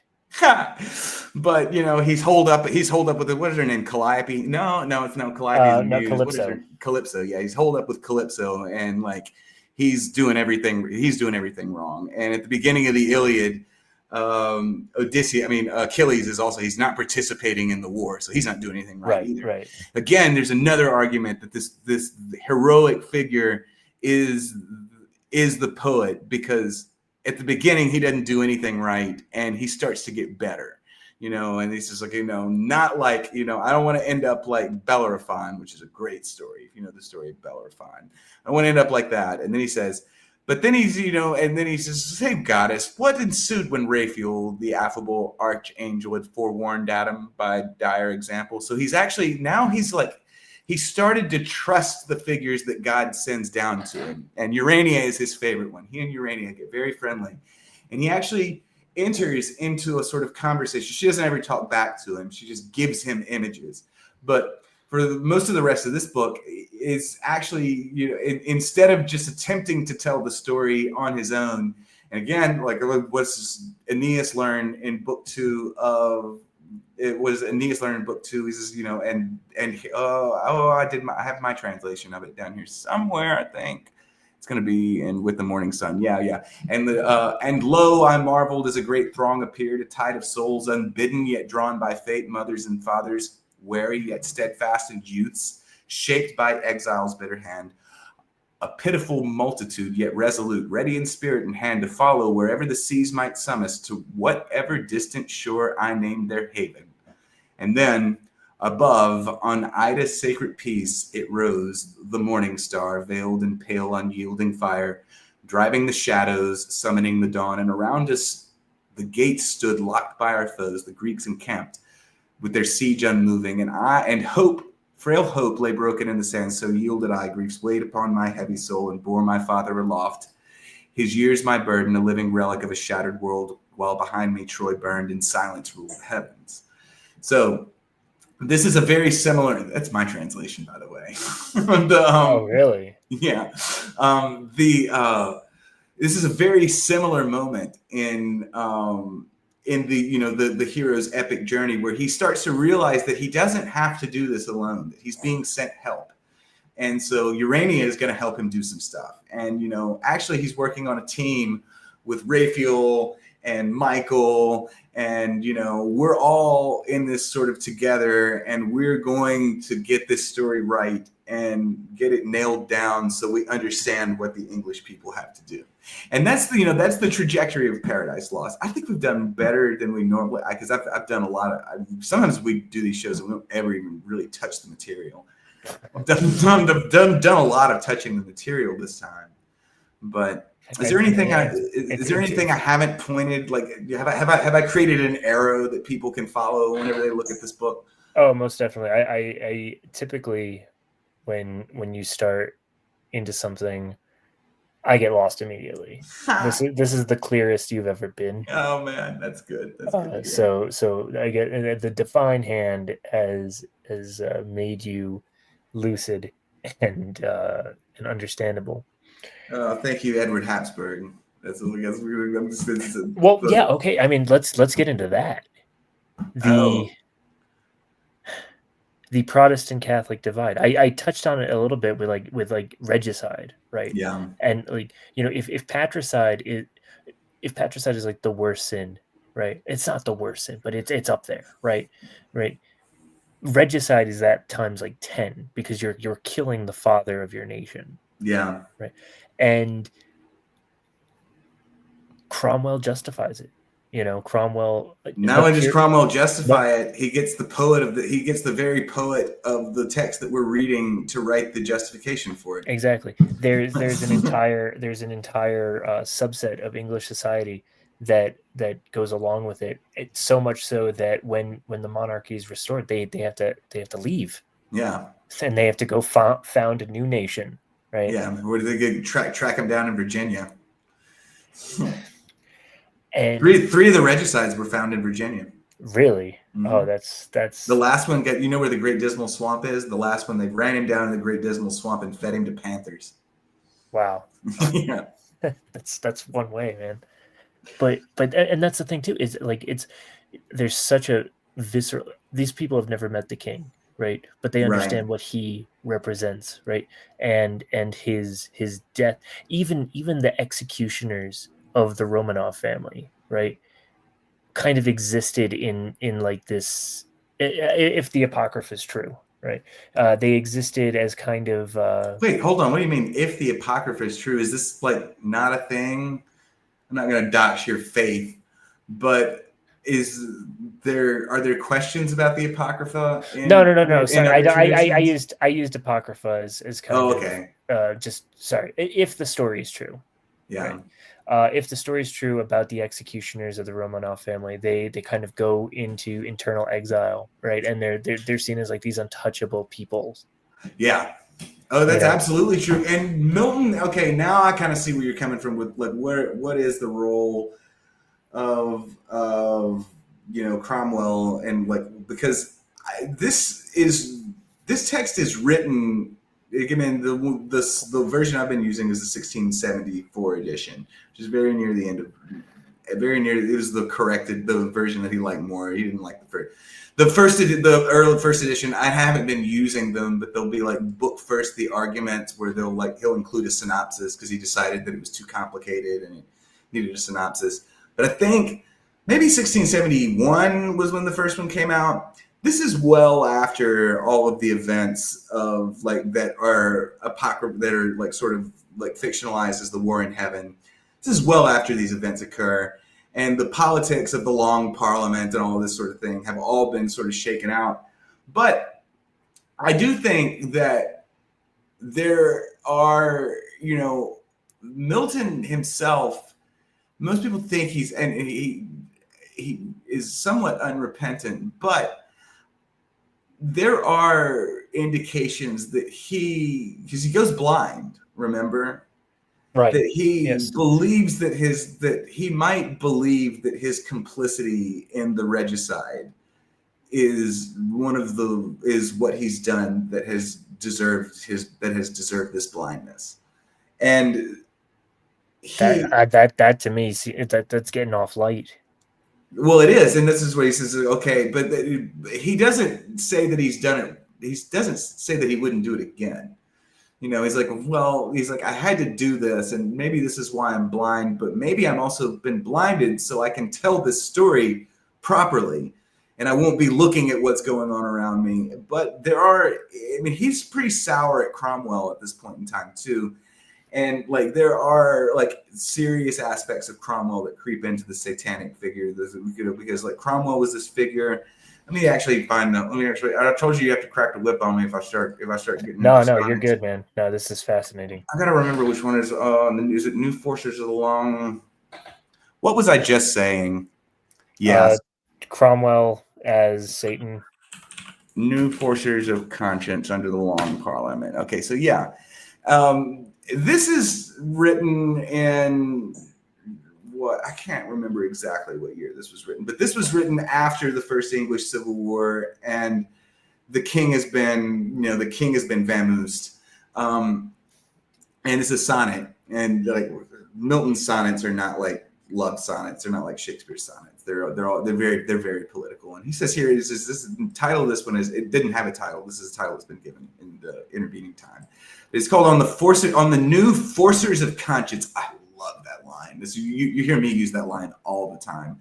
Like whenever I talk about something, I will never use freedom. I'll usually use expression of energies, or like, expression of, or the liberation of conscience. These are the way. It's very interesting how bodily Milton considered these things. So like it's not freedom of speech. We're physically freeing the conscience. The conscience is this physical thing that has been locked in chains, and we are freeing it, but then we have, this Cromwellian figure in the Long Parliament, the Long Parliament that sort of is beginning to prop him up. And then we have another, several more iterations of this thing. But he says, because you've thrown off your prelate lord, and with stiff vows renounced his liturgy to seize the widowed whore plurality, from then whose sin ye envied not abhorred, dare ye to this abjure the civil sword, to force our consciousness that Christ set free, and ride us with a classic hierarchy. So he's like, oh, so you've just taken all you've done is recapitulated the book of Judges. So you've just put us back in this fucking old song. We don't have one now. Instead of having a pope and a king, we just have this tyrannical parliament, this massive, right. There's a lot. We just got a bunch of them now. Yeah, now we have a ton of, and even I really liked, my priest had told me this, and I'm sure he grabbed it from somewhere else, but he says that every Protestant just wants to be his own pope. That's exactly right. Well, I have said always, usually whenever the context of coming back to terms with my own Protestantism, and this actually referred to my encounter with the Habsburgs as a miracle last night. And I had actually said this. I was already talking to the e-girl, but I've said this a number of times to a number of people over the years. It's like, I feel that my Protestantism is a curse. That it's something that I am stuck with because I have dared to know things that maybe shouldn't be known, and it would take something miraculous to bring me back into the Catholic faith. And then maybe I got my miracle. But the idea is that there are several types of Protestants. Protestantism, the reformers themselves, the Miltons and the Calvins of the world, if you actually go read their theologies, even Orthodox Christians and Catholics were actually going to have a really difficult time finding issues with it. Their issues were very corporeal. Their issues with the Catholic Church were very temporal. Mm-hmm. And it's usually taxation. It's usually unjust taxation, things like indulgences, which don't seem to make any sense. And because we've translated the Bible now, and like we can read a lot of this shit's not in there, man. It doesn't say anything about all the what are these rules for? And you know, I'm not really interested in making an argument one way or the other. And I have elsewhere, I have made a lot of arguments that the Catholic Church really didn't have a choice but to do the things that it did, because there was no civil government in the early Middle Ages. So they had to make up a lot of rules that aren't necessarily in the Bible, because the Bible is not about how to run a collapsing Roman Empire. You know, right. You know, you gotta figure out how to do that.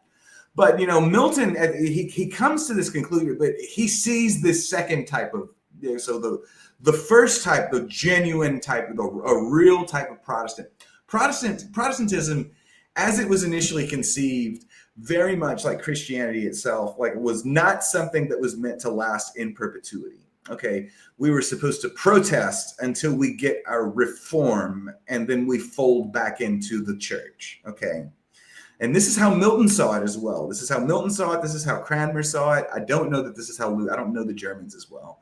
This is how all of these people saw these things. Is like, we have to make our own. We have to make our own church, because this church that we've been a part of is so at plain sight has become so corrupt. And ultimately, the Counter-Reformation sort of proves that the initial reformers were correct, because the Roman Catholic Church does a Counter-Reformation, which is its own internal reformation, and it gives us the 1570 Mass that everybody thinks of as the Trad Mass now. But it was actually, the 1570 Mass is actually the one that it comes about as the result of the Catholic Church being forced to admit that a lot of the reformers were initially right. And some of the reform, and there was a movement back into the church. Any real true Protestant wants to become Catholic. This is not something. I mean, that's what the Catholic means, unified. Right. Dismounted on the isle, less, return me to my native element, less dismounted on the Iolian field I fall, alone to wander there forlorn. We've the Protestantism is this very sort of Faustian, almost, I mean, I hesitate to use the word satanic, but because we're at this point in this podcast. That's the thing, man. That's, He knows, so Milton, he knows that what he's doing is making an argument for the sundering of the universal church.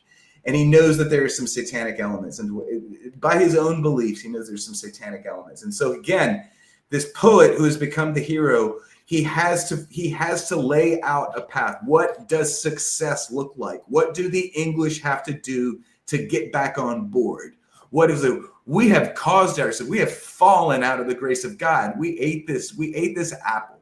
We are post-lapsarian. We have fallen away. And this is Protestant. This is how original Protestantisms understood themselves. They are in rebellion against what they understand to be the one true church. Okay. How do you get back in? You can't, there has to be things that happen on both sides. And this is this is much earlier. This sonnet that I've been reading is much earlier, when Milton is working these things out in real time. The question is, has he changed his mind by the 1660s, whenever he started to write this, Paradise Lost? But this is the way he closes his poem, and this is one of the nastiest. Like, again, you could hear the tone I'm reading it in. Because you've thrown off your prelate lord, and with stiff vows renounced his liturgy to seize the widowed whore plurality. From them whose sin ye envied not abhorred, dare ye for this abjure the civil sword? Did you broke your country for this? And then he says, and succor our just fears when they shall read this clearly in your charge. New presbyter is but old priest writ large. So, he's like, John Milton's my favorite person to ever live, by the way. So there's so much of Sandbatch, and there's so much of John Milton in Sandbatch. So whenever I get really angry at what seems to be my own team, it's because I'm genuinely incensed that I've gone to war for this faction of people, and you turn around and you fucking you're doing the same shit. Look at what you've built. Yeah, exactly. Okay, but there's just This is this other type of Protestant, which to my mind, I've never been real comfortable I have always preferred the company of Orthodox and Catholics, but I've also been a very unrepentant Protestant. And the reason, you're the token Protestant at the agape meal. But the reason is because I look at a lot of Protestants and I see, oh, what you're actually doing with, they'll get into those theological spirals and then they'll just fracture further and they'll fracture further and they'll fracture further. And I'm like, y'all need to go read Paradise Lost is what I'm tell them. Is what I'll tell them sometimes, because that there is a specific kind of person who is a Protestant that's exactly what they want. I want to be my own damn Pope, and I want to get, I need some subjects too. And so there's that's where you get these kind of like hillbilly theological disputations, right? Or the non-denominational churches. Yeah, and I think those things are entirely catabolic. Sorry, listeners, but oh man, I'm just being opinionated now. But yeah, and that's like, but the question of like, with this book, it's too big for me. It really is too big for me. The way scholars work on this book is you kind of just pick one shard that you can like really dig into. And for me, and it really has been one of the great themes of my life, is explaining to people that like this story that you all justify a lot of Satanism and a lot of like irreverent freedom on, and a lot of like irony on, and a lot of inversion of truths on. It has its origin in 18th century misreading of Paradise Lost. So what you really need to do is you need to go read this book and you need to get it right. Well, so this is like the first time I'm going to recommend you actually don't read the book. Yeah, exactly. Like this is like one of these. It's like it's infohazard. It is a genuine infohazard. And I thought about prefacing it this because I've done this and like like what am I doing here? Cracking open Pandora's box here. I was like, this is. And I've skipped through a lot of this stuff because the one thing that I'm like, if you decide to read this book again, if you decide, I'm going to give that one a second. Sandbatch was really rolling on it. Remember what I said, that Satan is not the hero. And while we were gone, that character, the culture critic, is running an intro to Paradise Lost. Like earlier, like he did it early, like 3 hours ago was he did it. He got 2.3 thousand people to tune in, and he's got it right there. Satan is the hero of Paradise Lost. That's wrong. And it's incredibly damaging. More if you're the kind of person who takes, especially if you're like a Zoomer, one of those people who downloads personalities, you get this, like you end up in the same place where you start reading Nietzsche the wrong way. This is like one of these is a stepping stone to the other, and the next thing you're destroying everything that exists. Yeah, you've one-shotted yourself, and you're taking out civilization with you. So this is, when you read this book, you have to be very careful. It's not easy. Okay, here's a question, maybe sort of a hypothetical, because I don't think there's a way to know this unless we do a lot of research. The Ivy League schools, right, were seminaries, established as seminaries. How long were they teaching Paradise Lost wrong to future pastors and presbyters? They still do. Well, no, but it's to the point that it's not even an institution for. Or they're not even institutions for priests or rather for pastors, church. Oh, that's true. Yeah, now they teach everybody. Now they teach they teach the rising elite that you go like evil be thou my good. You're like, what? It's like this can turn this most Christian text imaginable. This is like third most Christian text ever written. It can be easily inverted into anti-Christianity. The Gnostics can grab a hold of it and do incredible things. The Ivy Leagues, they really treated it with kid gloves for a long time. They didn't really cover. They chose to cover it by saying, "Well, let's read Shakespeare instead." Did you? So. I promised myself I wasn't going to bring this up because it's just so unserious. Yeah. But Donald Sutherland's character in Animal House. Oh, I love it. Who teaches Paradise Lost. Yeah. And the class is completely bored out of their minds, and he's talking about this is my job, This is my job, Oh man, talk about a guy. Talk like one of the weirdest looking dudes, and then like just ages so well. He's Uh, one of my that is what maybe my second favorite character he plays. Is because there's also in this section where he's like, if you want to know the truth, I don't really like Milton either. You know. I don't like it. His wife thought he was a bore. Yeah, and she did. You know, his first wife, he had terrible experiences with women. And I mean, she was kind of a succubus. She was kind of evil. You know, he's another one of these guys. He had the tendency to pick bad women. But Another Sandbatchism. no, there's a lot of me and John Milton that are real similar with one another. John Sandbatch. Yeah. But the way this book is so hard to read, and like I've been doing this for 10 years. I mean, I've been doing this for 15 years. I've been reading this book once a year for 15 years. You can still hear me like stutter on the sentences are incredibly long. They don't hold up really well. It's modern English, so you don't have the excuse to fall back. You can't use a translator. You can't really use an abridgment or anything like that. If you want to undertake reading this book, you've got to sit there and take these serpentine Miltonian sentences straight to the dome, one after another, bang, bang, bang, bang, and like, you know, I've been skipping through these books, but there's 11 of them. There's 11 of these things, and they are incredibly text heavy. And he's such an autist that every single word is placed, and every single word has a specific meaning, and it's been arranged Hold in on. that way. My copy has 12. Is this Paradise Regained? Oh, no, so there's 12 books in it. Yeah. All right. Okay, the last, yeah, no, No, there's 12 it's got to be a number of biblical completion, of course. Yeah, right, exactly. But it's 11. Satan is vain. Spoiler alert: Satan is like, it's just like another one of these books. It's like, I'm going to tell you what happens at the end of this one. The good guys win. No, the good guys don't win in this one. But he does set up his second book, which opens, "I who erewhile the happy garden sang of paradise lost, now sing of paradise regained," and it's this.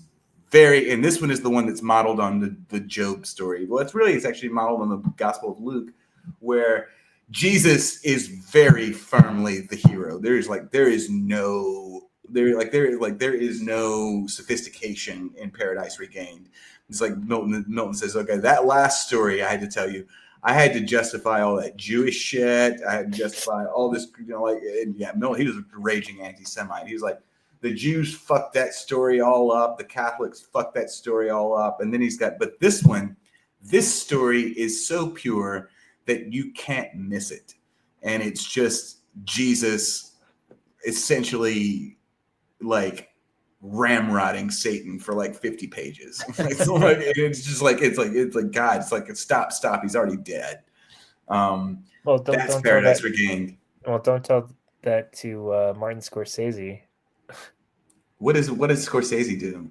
Oh, I mean, he did Last Temptation of Christ. Oh, that's right. Yeah.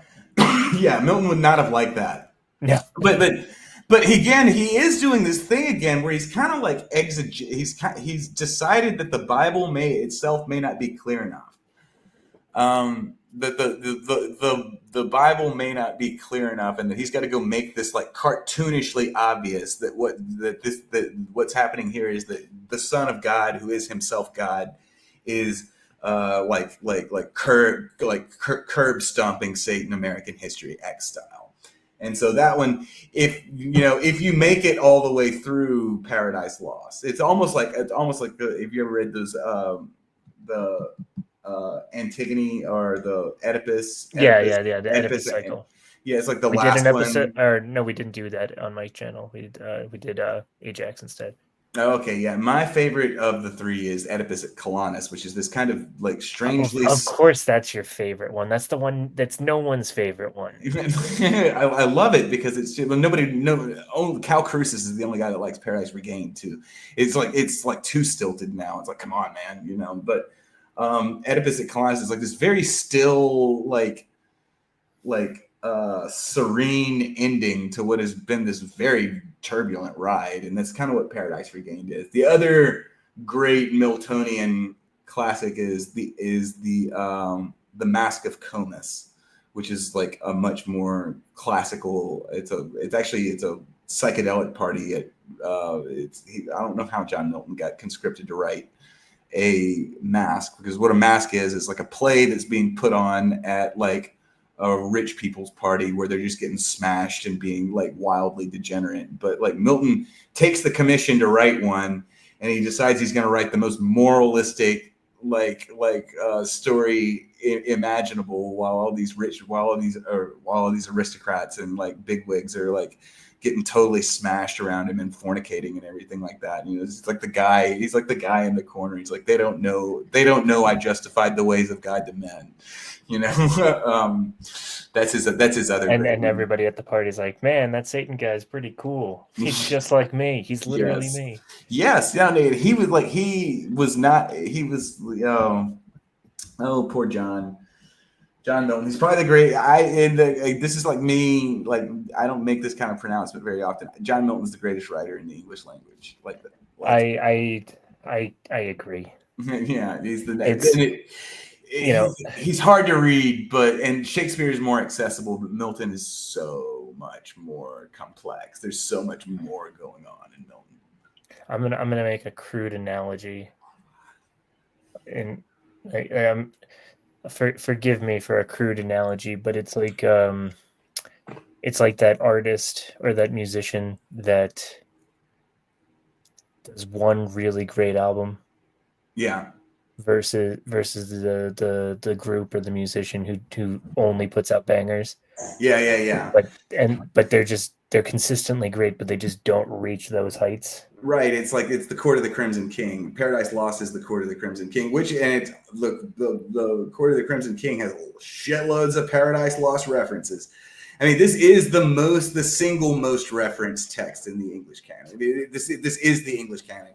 The English canon starts with Paradise Lost.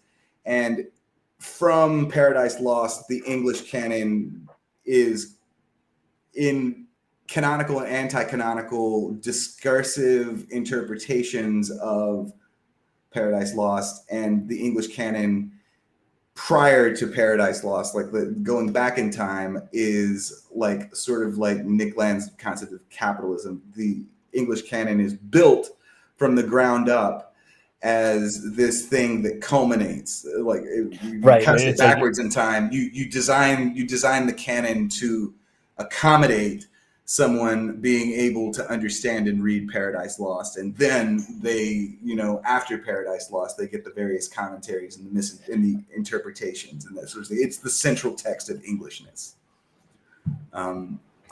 Yeah. I have nothing else. Yeah.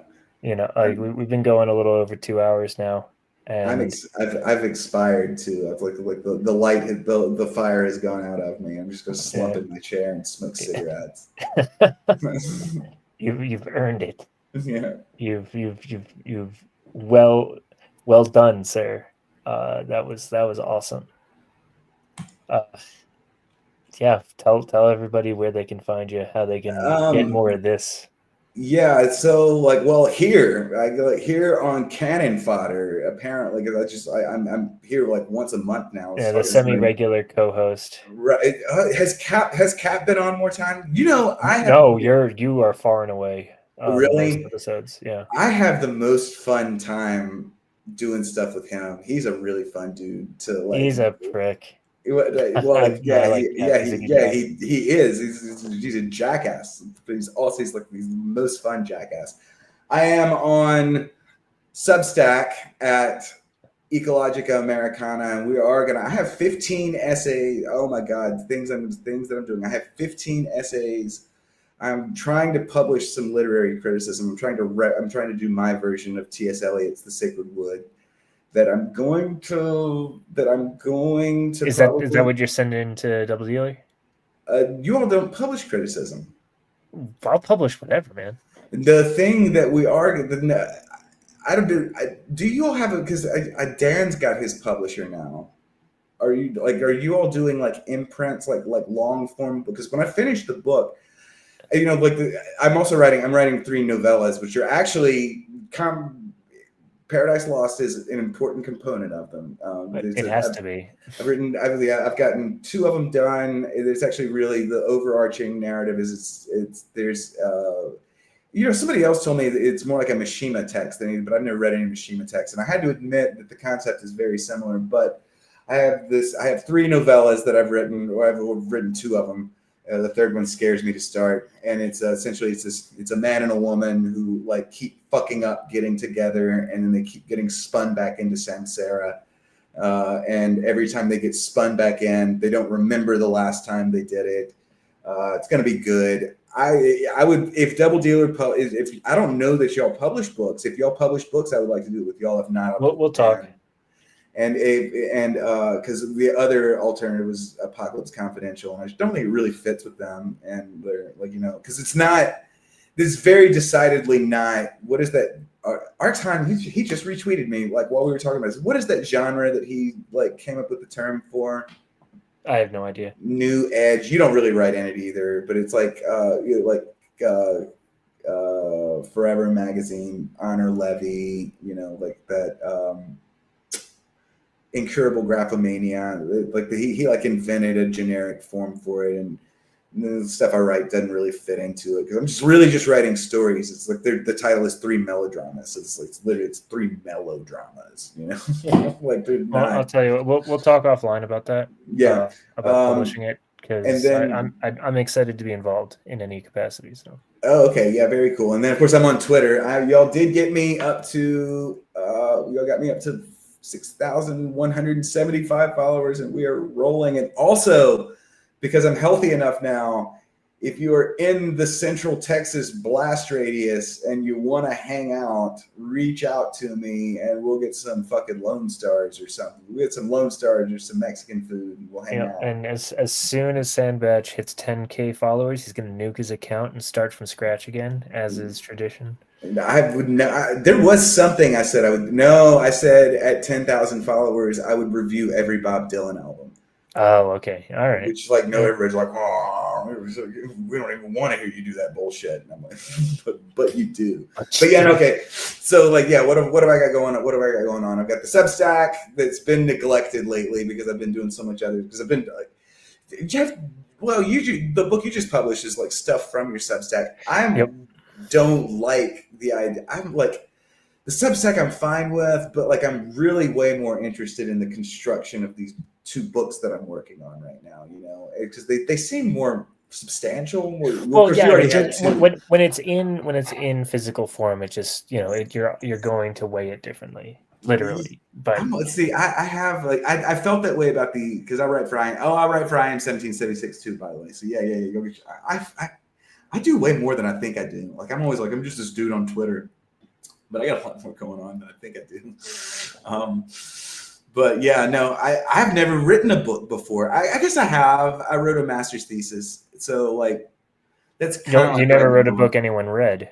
Yeah, exactly. I didn't even read it, and it's locked away for 4 more years. I won't let anybody read it. I'm like the other thing is that Greek translation that I'm doing is that like that. Yeah. So I got 3 going. I might have like my Annus Mirabilis this year, and like my year of everything where like I might publish 3 books this year, and there'll be 3 totally different books.